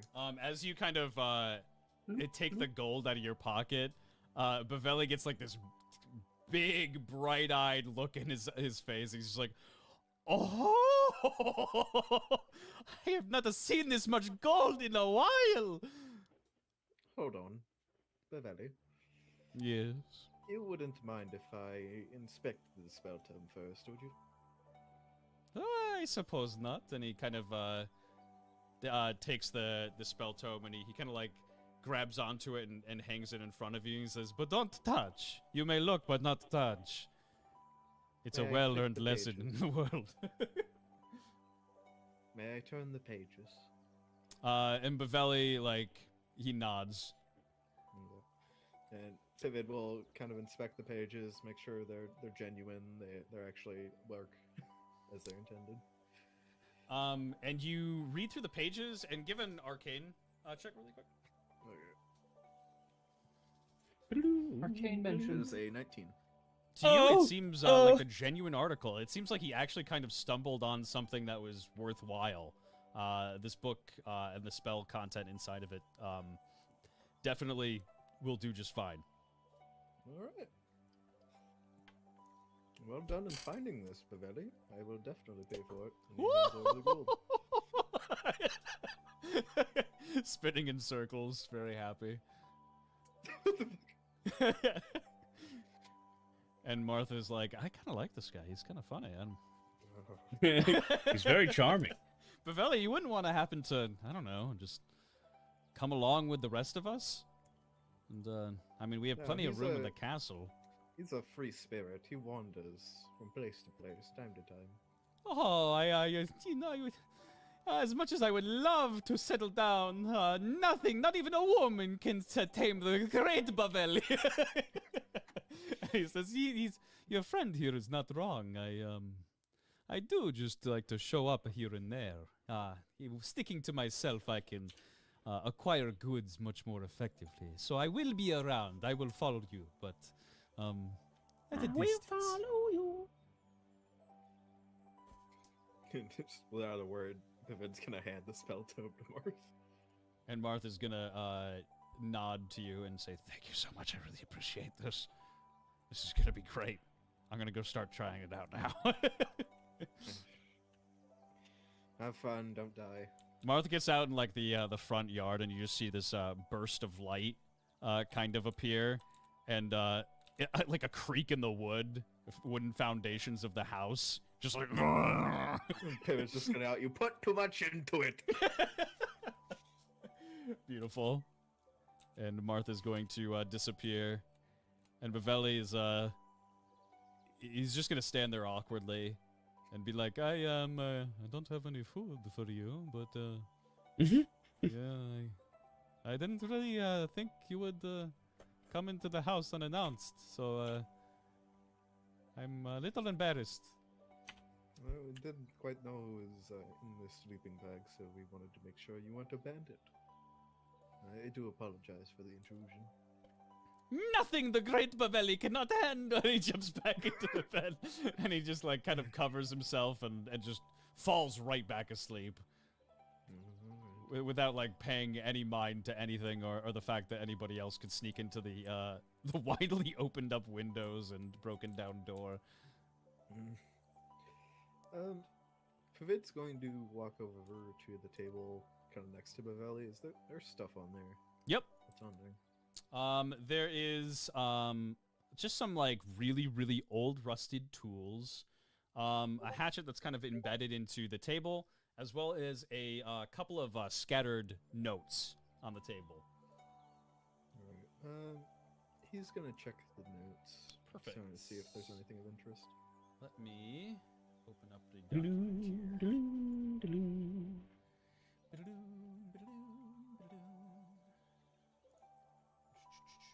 It's a simulation chat.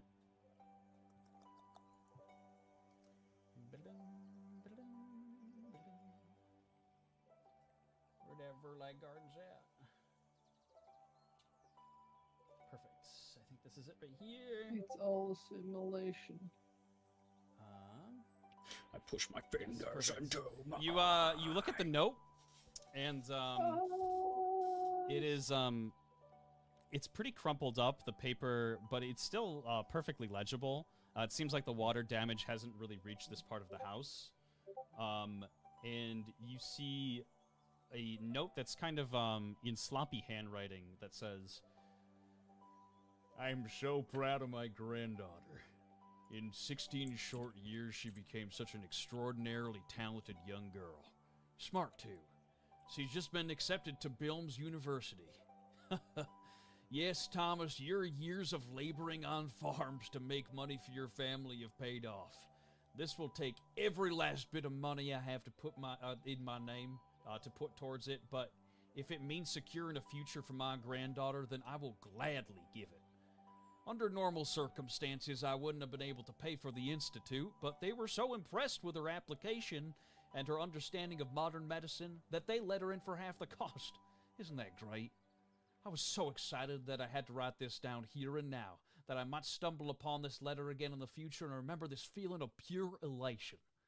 I hope that she can, I hope that she takes care on her journey. Hey, brother, I'm falling asleep in my Albeit a chair, short so I one. have to peace out I've been before the hearing end. several rumors of You have violent a actions good recently. night. It's no organized crime, and none of the acts seem to be connected. They're just happening. A grandfather's worry never ends. Please, my sweet Veronica, be safe.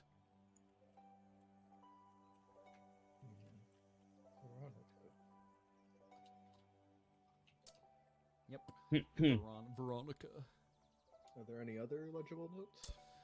The rest of the notes seem to be just very, very old and kind of tattered up. Some of them ripped apart and dirtied as well. None of the other ones Kinda seem like very to-do lists and legible. stuff. Some good Yeah. notes. Some good notes. And as well as like a couple of just like little tiny notes saying, as like a to-do list, a reminder to kind of water the gardens, take care of certain things throughout the day. Alright. Pivot's gonna see if he can unstick the axe from the table. Perfect. Give me a good old strength check. Oh yeah, let's go. -2. Roll back those sleeves, Pivot. 14 actually. 14, perfect. You grab onto the axe and give a big just pull back, and it comes undone, and you now have just a little hand axe, and it Buffelli kind of just like looks over after hearing the axe get unstuck from the table, and he's just like, you okay? You're not going to hurt me with that, are you? Pivot just like whips around towards him with the axe in his hand. Oh, no, please, please! No, no, no, no, my life, it is not long yet. I have so much life to live. I have so many women to meet, especially. Do not hurt the great Buffelli, please. Pivot just bursts out laughing. He's like, I'm kidding, I'm kidding, I'm kidding. And as you like The few moments that Pivot laughs in Mart's dungeon are genuinely like they're usually pretty concerning moments. you know, say this, he kind of his form begins to drop a little bit, and pieces of mud just kind of plop onto the bed from just pure just fear.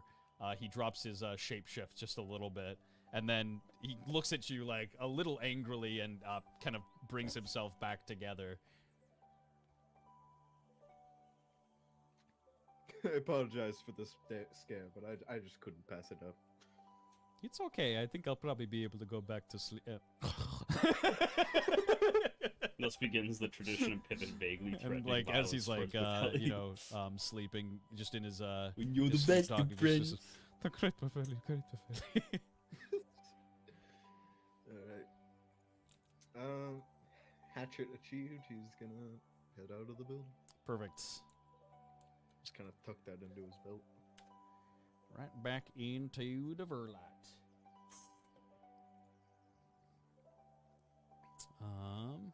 Where's my overworld? Perfect. And as Pivot walks out of the broken down house, Thames, I'm assuming you probably were on your way back.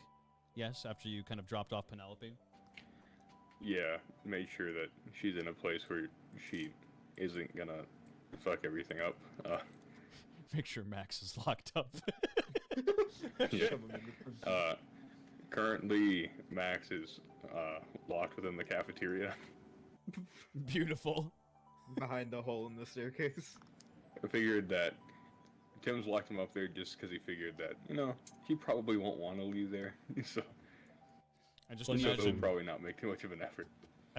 I somehow imagine that the cafeteria doesn't actually have like a lock on it, so you just put like a table up against it. Yeah, pretty much. That'll hold him. Mm-hmm. And as you come out, Pivot, you notice that Marth is kind of just admiring the gardens a little bit over this way. And Thames is walking down the cobblestone path, looking very disgruntled. Hello, Tim's. Pivot, I'm going to. He looks over at Marth, and he says, "I am contemplating homicide." Oh, don't worry, we all are. And not at Marth, and he's like whenever he's like, not at Marth, do not worry, fucking Max. I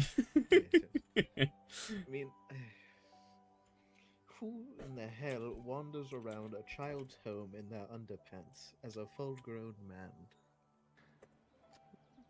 And additionally, who does it by breaking into someone? Honestly, I can't remember the other times Pivot laughed. It's very seldom that he does, and usually the times, like the other times that he laughs, for the most part, it'll be in conversations with like Thames, and it's not really like a full on laugh. It's more like the very like it's like a gesture laugh where somebody says something and you're like, huh, yes, of course, like a polite laugh. And offers us hospitality. Oh, what did he do? But I He broke what is the into other her time that I study remember as with far him as being I've gathered it. fucking buku crazy? Well, that's not good at all. And I think I remember a time, not to spoil anything in the future for people watching, but a bit of a quirked up crazy moment, I believe, where Pivot laughs. Thames, as you were bringing Max into the castle, he kind of like was trying to tell you something. He's like, "Come on, man, you need to listen to me. Like, it's not my fault. Like, there's a reason that I had to go in there, okay? I mean, it was haunted, and like there was some crazy shit going on. I wanted to make sure that I was gonna be okay while I was in my bath, but I found some stuff that was in the office. Yeah, and the entire time Tim's just like, don't care, didn't ask. Plus ratio. Perfect. Did he mention anything he found in the study? I would like to get into them myself, but I doubt our host would let me. He kept saying why he went in the study. He didn't say what was in there. What was in there would actually be something that I would listen to. But you know him. Right. Well, I suppose we'll have to make do. I found a note from the groundskeeper. What was the girl's name here? The farmer. The farmer's That's one. daughter. Yeah. Oh, he's asking Pivot. Like he Yes, remembers, but the one in the house he points out. all right, Colette. Colette. So the note I found in the shed here mentions another granddaughter of his, Veronica.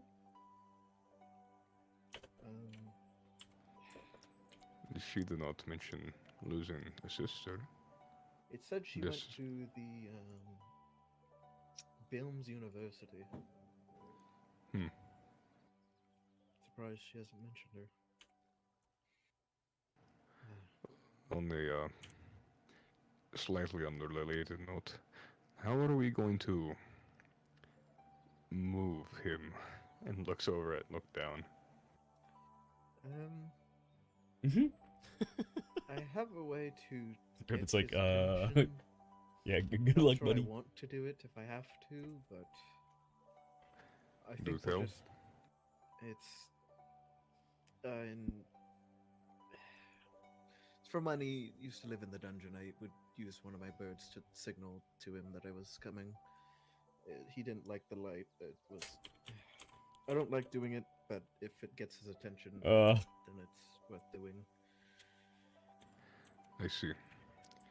Well, I, think I we'll let suppose him I just enjoy it for now. I suppose I have some second-hand apologizing to do. If you would like to accompany me, although she got quite flustered at the sight of me, I'm not certain how she would be at the sight of you. I can wait outside. You ugly as hell. Though the mask helps quite a lot most these days.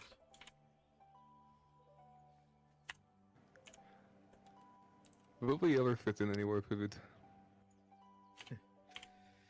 Not when Mechalite runs things. Something tells me even that is only a side effect. Perhaps you're right, Dims.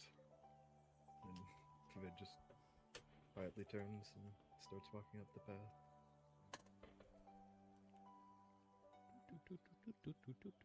These poor minorities. Thames, would you like to follow? Yep. Perfect. Honestly, these two, like, race-wise, get like the most shit out of any race in Nickelmentia. Like, it's Time to go. brutal. They say, Sorry, our acquaintance is running around naked in your home. Perfect. Let me open up the map here.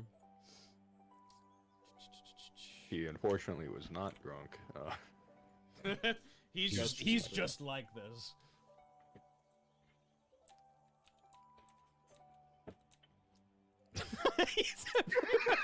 He's everywhere. All right. That shit never gets old. I love it every here. single time. The fact that that happened like at least was it 3 times? As I One, said 2, before, the raincoat was actually 3, containing 4, his power. 4 times. He's been episode. unleashed. And Alice is kind of just leaned up against the wall, kind of just observing things, not really saying anything. She looks over to you as you walk into the house and just kind of nods her head to you. Vid's gonna kind of nod back and then lean against like the doorway. Since he's not really been invited in, he's just gonna stay by the door. I got the skill. Greetings. Tim's will walk up a little and say, What's I good, know boys? what happened before was very disrespectful of Max. Also, I was gonna say, it is kind of funny to me that like Alice is just the only one sitting inside the house, and like Colette's just like over here. She's not saying anything. She's just watching her like lean up against the wall and stare like the fucking dude from Elden Ring. And while Maidenless. I can't offer Max himself to apologize, nor do I think you want him here. I apologize for what he did. My grandfather means everything to me, and his office is all I have left of him, so it's hard for me to just see somebody disrespectfully go inside of it and just go through his works. It's awful. I hate him. Well, I doubt it will make you feel better, but he's disrespectful to everyone, not just you or your grandfather.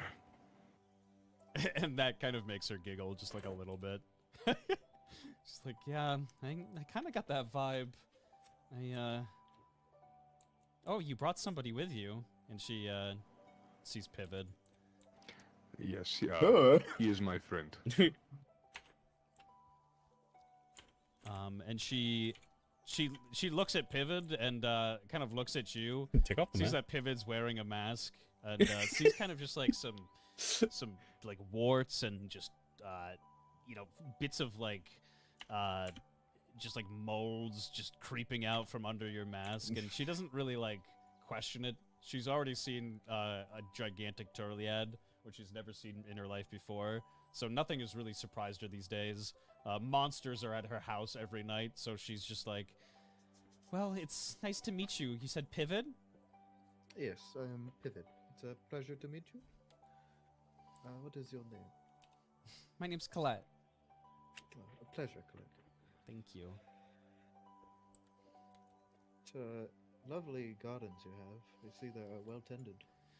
Yeah, it's a lot of work. I take care of them all by myself. It's really scary. I have to try to get all the work done throughout the day before nightfall. Thus, a few times I passed by some years ago. The groundskeeper, I believe he was your grandfather? He was a very kind man. Yeah, my grandfather, I hope he's okay. He's the best man I've ever known. He's always taken care of these grounds, and I can't even take care of them as well as he can. It's an impossible task, but he was incredible and had such a kind heart. Always took care of everybody that always came through the door. Always greeted with a tourist with a smile, even when they weren't agreeable people.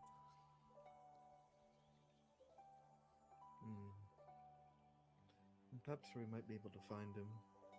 We are just kind of loitering in the area. Might as well do something. Do you know what might have happened to him? Okay. And she's so thrilled to hear you say this, because everyone she has talked to up until this point, I mean, Thames, kind of excluded, but like, look down as well as like Max. Everybody has kind of just listened to what she's had to say and is just like, yeah, I guess maybe I can help. so hearing somebody have just like genuine interest in what she has to say, like really excites her, and she kind of perks up and sits down at the edge of the couch. And she says, "Okay, okay, it happened a couple of years back. My grandfather, it's hard for me to talk about, but he was finishing up a couple of chores, and I was inside. I was playing with my toys, and all of a sudden, I heard some yelling and screaming outside the house. My grandfather ran in really quickly and said for me to kind of hide myself, and I did. I made sure to hide myself really, really well, and I didn't see my grandfather after that.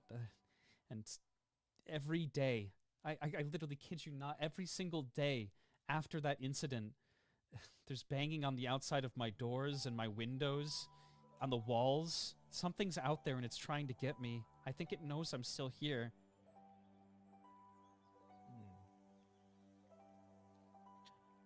So, would monsters appear in the night before your grandfather left, or was it just after that? No, the first time was when they took my grandfather, and then they've come every single day after that. Have you ever gotten a look at them, or do you mostly hide yourself when they come? I try to hide myself every time they come, but I can't help but be a little bit curious. One time I did peek out, and they looked like goblins. Big boss. Tim's gives a very sideways look towards Vivid and looks back. Not like maybe we should keep that mask on. Pivot just like light stutter as he continues, and then just moves on. Right.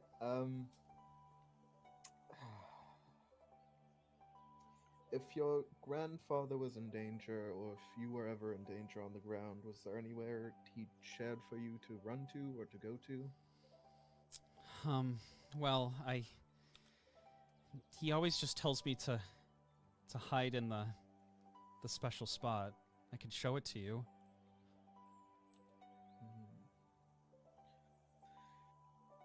Have you been there since he was taken? Oh, well, it's right inside. I don't go really far from the house at all. I'm too scared to. This is the safest place that I actually know. Okay. Have there been any tourists, other than us, of course, that have been through here since their grandfather has been taken? Well, I haven't really seen much of anybody. There was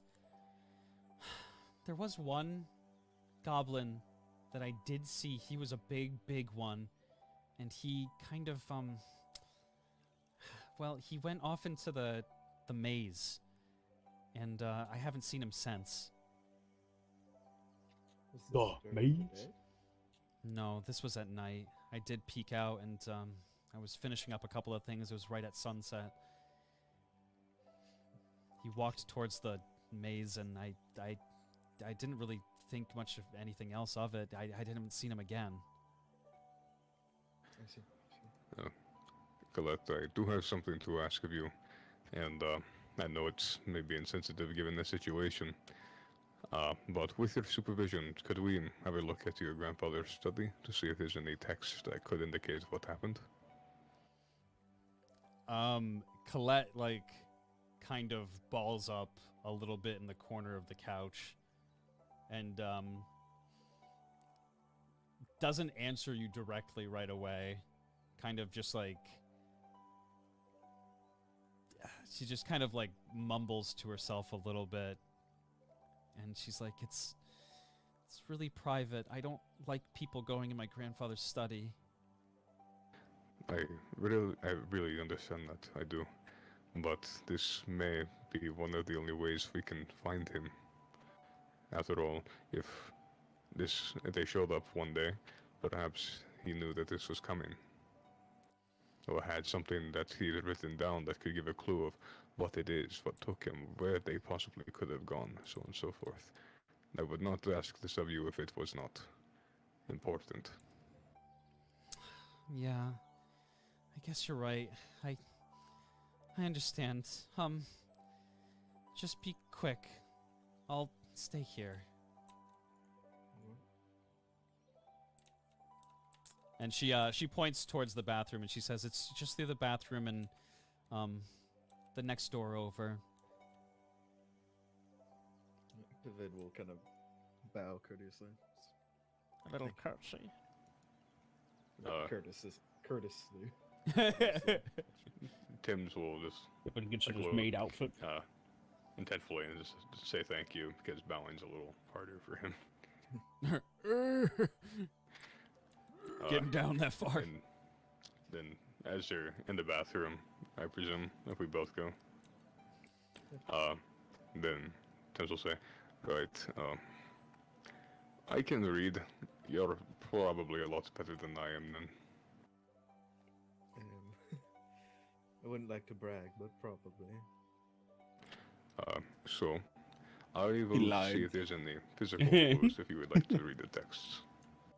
Very well. Do be careful. Perfect. And before you kind of step into the bathroom, Alice sees both of you walk in there, and she just like kind of just laughs to herself a little bit and says, "Have fun in the bathroom, you two."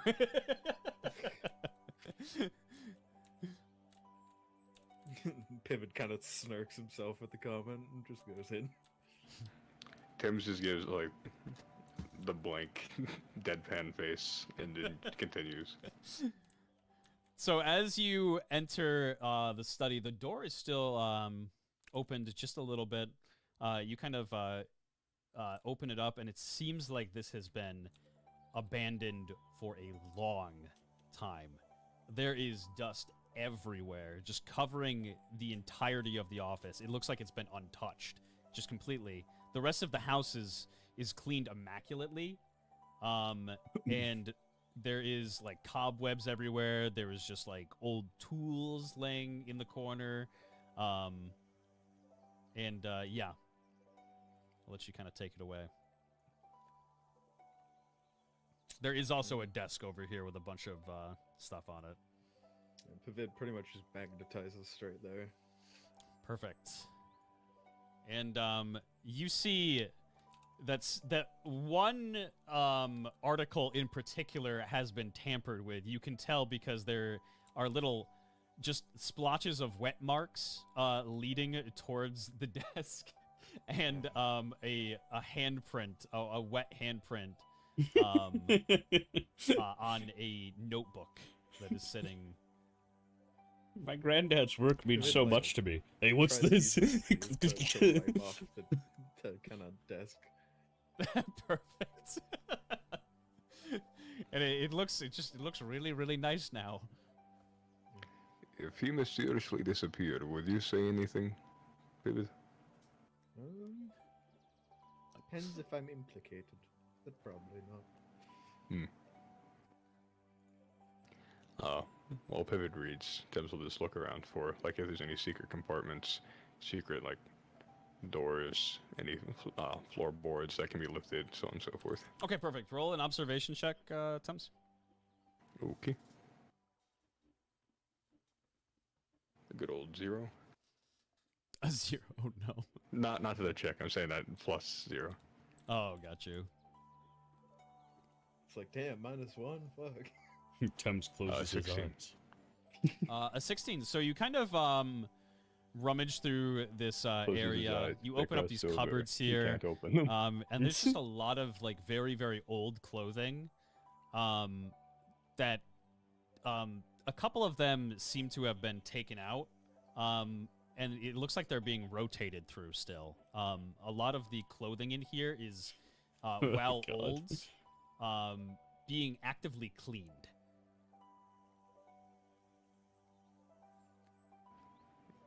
I'll mention that to Pivot and say, this is odd, despite the rest of the room looking, well, quite frankly, untouched. Someone's cleaning the clothes. Perhaps... Were there any like childlike footprints that went to here? Yes, actually, you can see with your pretty astute observation check that there are quite a few small childlike footprints leading up to the dresser as well as leading up to where Pivot is standing. You say the clothes are cleaned? Perhaps it's magically done, or perhaps Colette is doing it? Given the footprints, I'm inclined to believe that she has kept them clean should he return. And Thames, when you went to go hang up the clothes outside, you did see that there were like an older male's like clothing on the hangers. Along with those.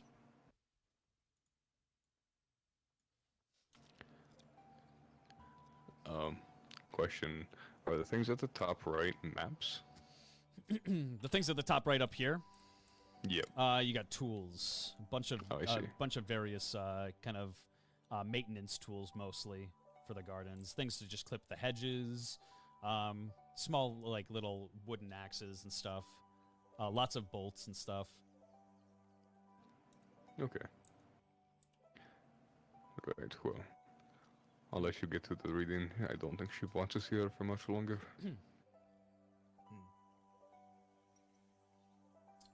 Would you like to read out loud, Pivot? Yes. Okay. So you open up the book that most likely Maxwell was reading, and it says note with it says maze password, and it states a small trick for anyone in the landscaping department. If you get through the maze to trim the hedges by the fountain, don't waste your time going around. I made a spellbound password on the door to let you straight through to the end. Simply say Stippins and the door will open for you. And there seems to be quite a few entries in the book. That's interesting. Stippins. Alright. Pivot's gonna kind of start looking at the entries, see if there's anything about the grounds or anything important that might indicate what happened to the groundskeeper. Perfect. Next entry, you see a very interesting depiction of a creature that you actually have never seen before, and it says with some words under it. Rockwell tamed a mighty beast the other day that will prove to be a valuable asset to Verlight. I believe the beast was called the Civilonian. Anyhow, he captured it and put it in the maze for protection purposes. It has been trained to attack only when the gardens are under threat. Should some pillagers come through, as they have in the past, then the Civilonian will alert me right away. That is, if the scream of it doesn't scare them off beforehand. It's ordered not to attack until commanded to. Despite her appearance, she really is a smart thing. She listens to every command I give and even makes sure I leave the maze safely at night. Should something happen to me, though, my lord, I dare not think of it. Let's hope that day never comes. And it's labeled labeled Robert Rudolph F. Stevens. Kennedy. What? Interesting.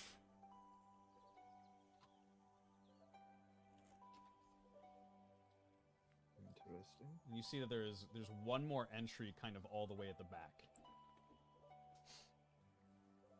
We will look at it. We've had some problems with a local Herbetian that has taken residence at Verlight. Normally, we don't allow anyone to take up residence on the property other than employees, Herbetian? Ew. I don't know, I feel sorry for the kid. She's young with no one to take care of her. So, against my better judgment, I told her she could stay. Only on the basis that she keep to the woods and doesn't disturb the tourists who come through. God only knows what will happen to me if my boss finds out. I can't lose my job. It's hard enough to stay afloat as a farmer. I would never make it in the city. And a couple of paragraphs down, it says, well, it didn't take long for my generosity to backfire. A pair of half-human tourists walked through the forest today and found Belle. She tried to comfort them by showing them how talented of a puppeteer she is. But the world just hasn't come to accept the Herbetians yet. For all the love and freedom the Creator has granted us, he seems to have lost that luster when it comes to the Herbitions. Society has told me that they're dangerous through and through, but I won't have it. If all Herbetians are like Belle, then we've made a grave mistake. For now, I'm just happy to see Belle watch little Colette and I play in the yard. I'll protect her right to live here, at all costs.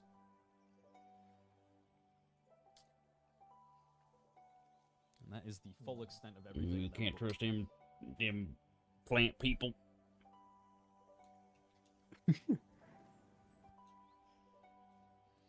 Planter.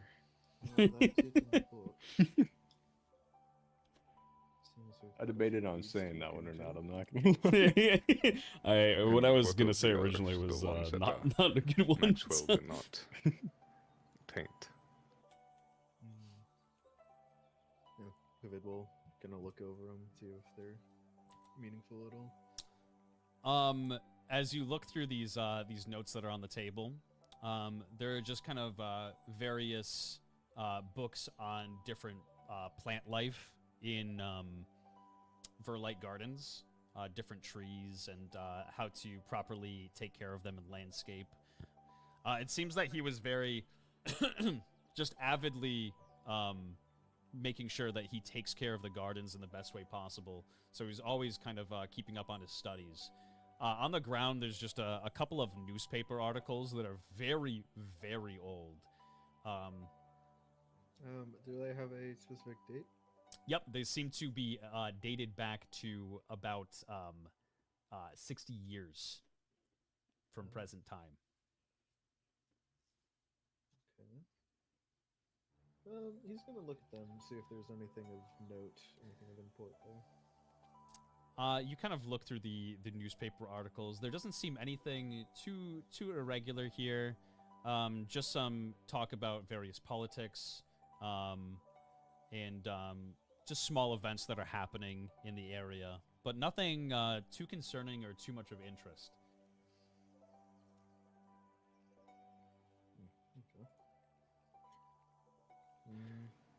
Okay.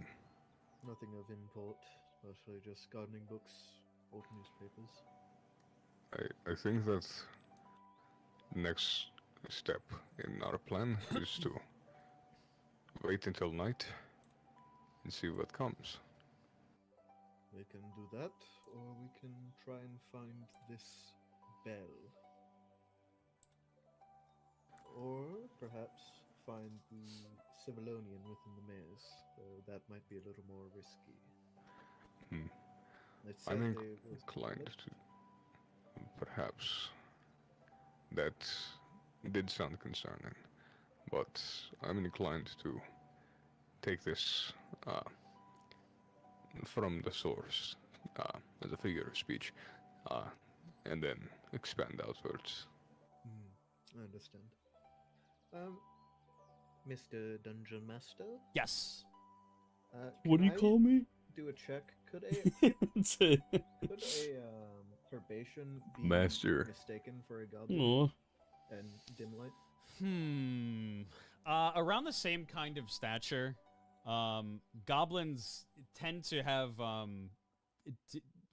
they tend to range between like pretty small to like pretty big though. It is likely that maybe a Herbetian was because they come in many different shapes and forms. They take their kind of shape from different things in nature. So some of them will look very bush-like, some of them will look like trees. So it is entirely possible that maybe a Herbetian could be mistaken. Okay. I'll just tuck that away in the little note brain.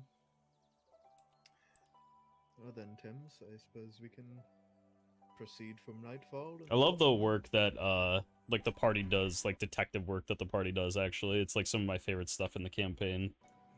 I love it. I would like to leave this place. The dust is not pleasant.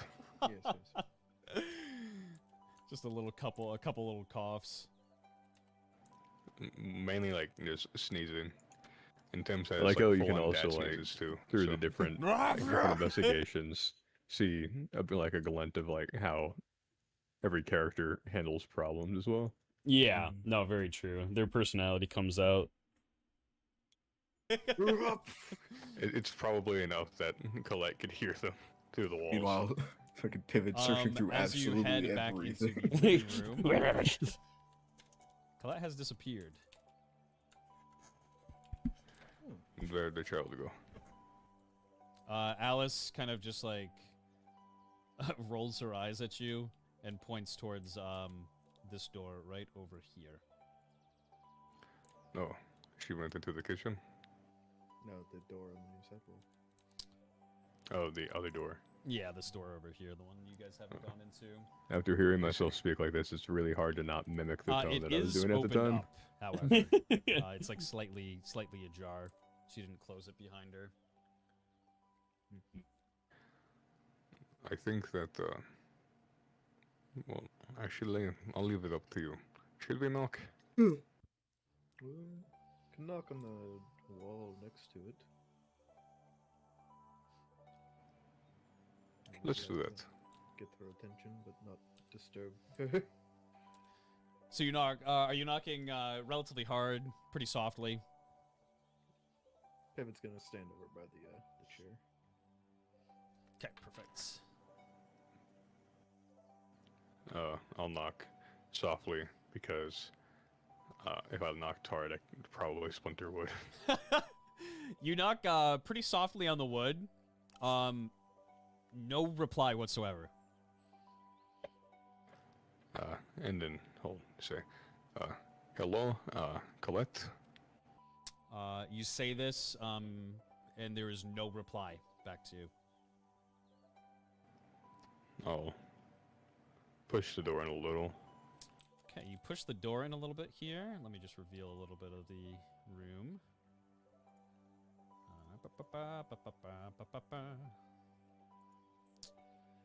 You open up the door a little bit, and it just seems like a very clean, just child's bedroom. From just like the small bit that you kind of open up to, you just see that there's some toys that are very neatly taken care of in the corner, and a little doll in a chest. It doesn't look like anybody is there though. I'll like put my head right up to the door, but not like in, and say, Colette, are you in there? You get kind of loudly. You get no reply.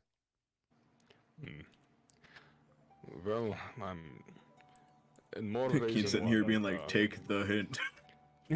to be honest, I'm in more ways than one reply, opposed to entering Thames is a gentleman. a child's bedroom. So, Thames, roll an observation check. We are no Maxwell.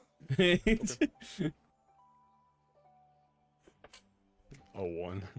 Okay. Yeah, you don't really you don't hear or see anything.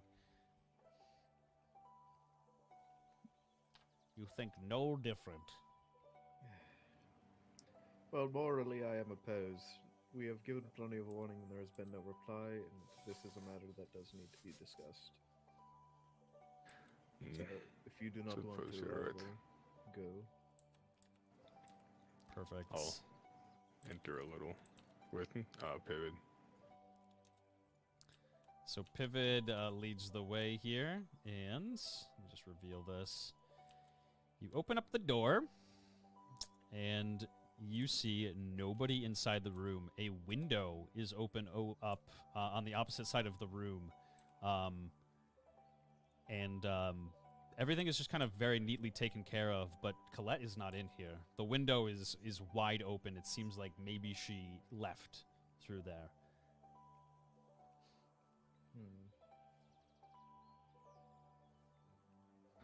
She is not in here. Well, should we check the other door?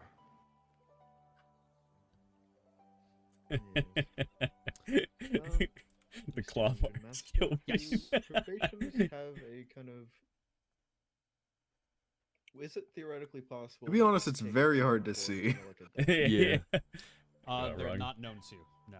Okay. I should have made him bigger. They are kind of known to stick to their one kind of God-given form. They just kind of pick a plant, stick to it. They're kind of born into it, just like their biological plant, whatever they are. Yep. Gotcha. Okay. Roll an observation check for me as well, Pivot. All right. A 9. A 9. Yeah, you kind of you feel like you maybe have overextended your welcome just a little bit, and so you kind of turn around and walk towards the other room that is unopened. Out of character, the rug looks sus. In character, everything looks fine. Woo! This next door. Do you want to knock on it? Do you want to just open it up? David will knock. Perfect. So you knock, and there is no response. Tunk, tunk, tunk. Period's going in. Perfect. You open up the door, and it is a what seems to be a guest bedroom that has been emptied out, with a bunch of bedrolls that seem to have been used a couple of times. Recently? Go ahead and roll an observation check. I guess Thames will just, like, in the nosy way, just poke his head in while Pivot's still at the door. What's this? What's this? Pivot will walk in. He's kind of curious about the window at the bottom. The wooden. I'm sorry. What? The window. The window. Oh, the window. Perfect. You kind of walk up to the window, and go ahead and roll an Yeah, go ahead. What's up? I mean, has it seemed like it's been tampered with recently? Recently opened? Anything of the like? No, doesn't seem like it. Seems like the window is it's perfectly secure, not really broken. There are like some like kind of handprints from the outside on it. Rolled an 11. From what you can see, yes, these sleeping bags have been. You don't really know how recent, but it's not like old and not touched whatsoever like the grandfather's office. She said that she hasn't seen almost any of them. Yes. These have been used. So that would recently. imply she was either lying, or that somebody snuck in here without her knowing. All of them. And they decided to camp out. It's a very low possibility, but it is possible. I think it's more likely she's lying. She is getting progressively more suspicious as this day goes on. If I see her again, I will ask about the Veronica. Q-pop. See if she knows. Very well. Perfect. And that is actually where we are going to end episode 3. I press commands. I know, right at a perfect little moment. He can't keep getting away with it. Motherfucking King Decker. He can't keep getting away with it. Chat, that is episode 3, The Call. I hope you enjoyed it. We will resume with actually another campaign episode tomorrow. And yeah, then it goes over to game show after that. I remember Goblin Mode being fucking batshit insane. Yeah, I can't even remember who is. Oh, there's Tham. I think that's Tham because I see the green screen. I can't remember who else. Freeze was there. Oh, I think it was what's Laser Cat? I think Laser Cat was there, and maybe Pokey. That's my guess. That's my guess. But yeah, I remember it being fucking absolutely ridiculous. Like it was some crazy shit. It was true to the name. So you have that to look forward to, chat. But yeah, tomorrow's episode will essentially be the conclusion, I think, unless it goes into like the next episode as well. But I'm pretty sure the conclusion ends with episode 4. Check on MossDungeon.com. Hell yeah, on Marty D. Actually, you can see all these wonderful things down. I think the Verlight ends in episode 5 because I was not there for it. But I was there for episode 4. Yeah, I think it ends technically in episode 5. Because I think it ends at the very beginning of it. It's like right It's at the very end of it. Yeah. But really short arc, but yeah, it felt like it was so much longer than just those couple episodes. And then you get to Bilms. Yeah. Alright, chats. Thank you so much for watching. We will see you in the next episode. As always, stay beautiful, my friends. Bye-bye. Bye-bye.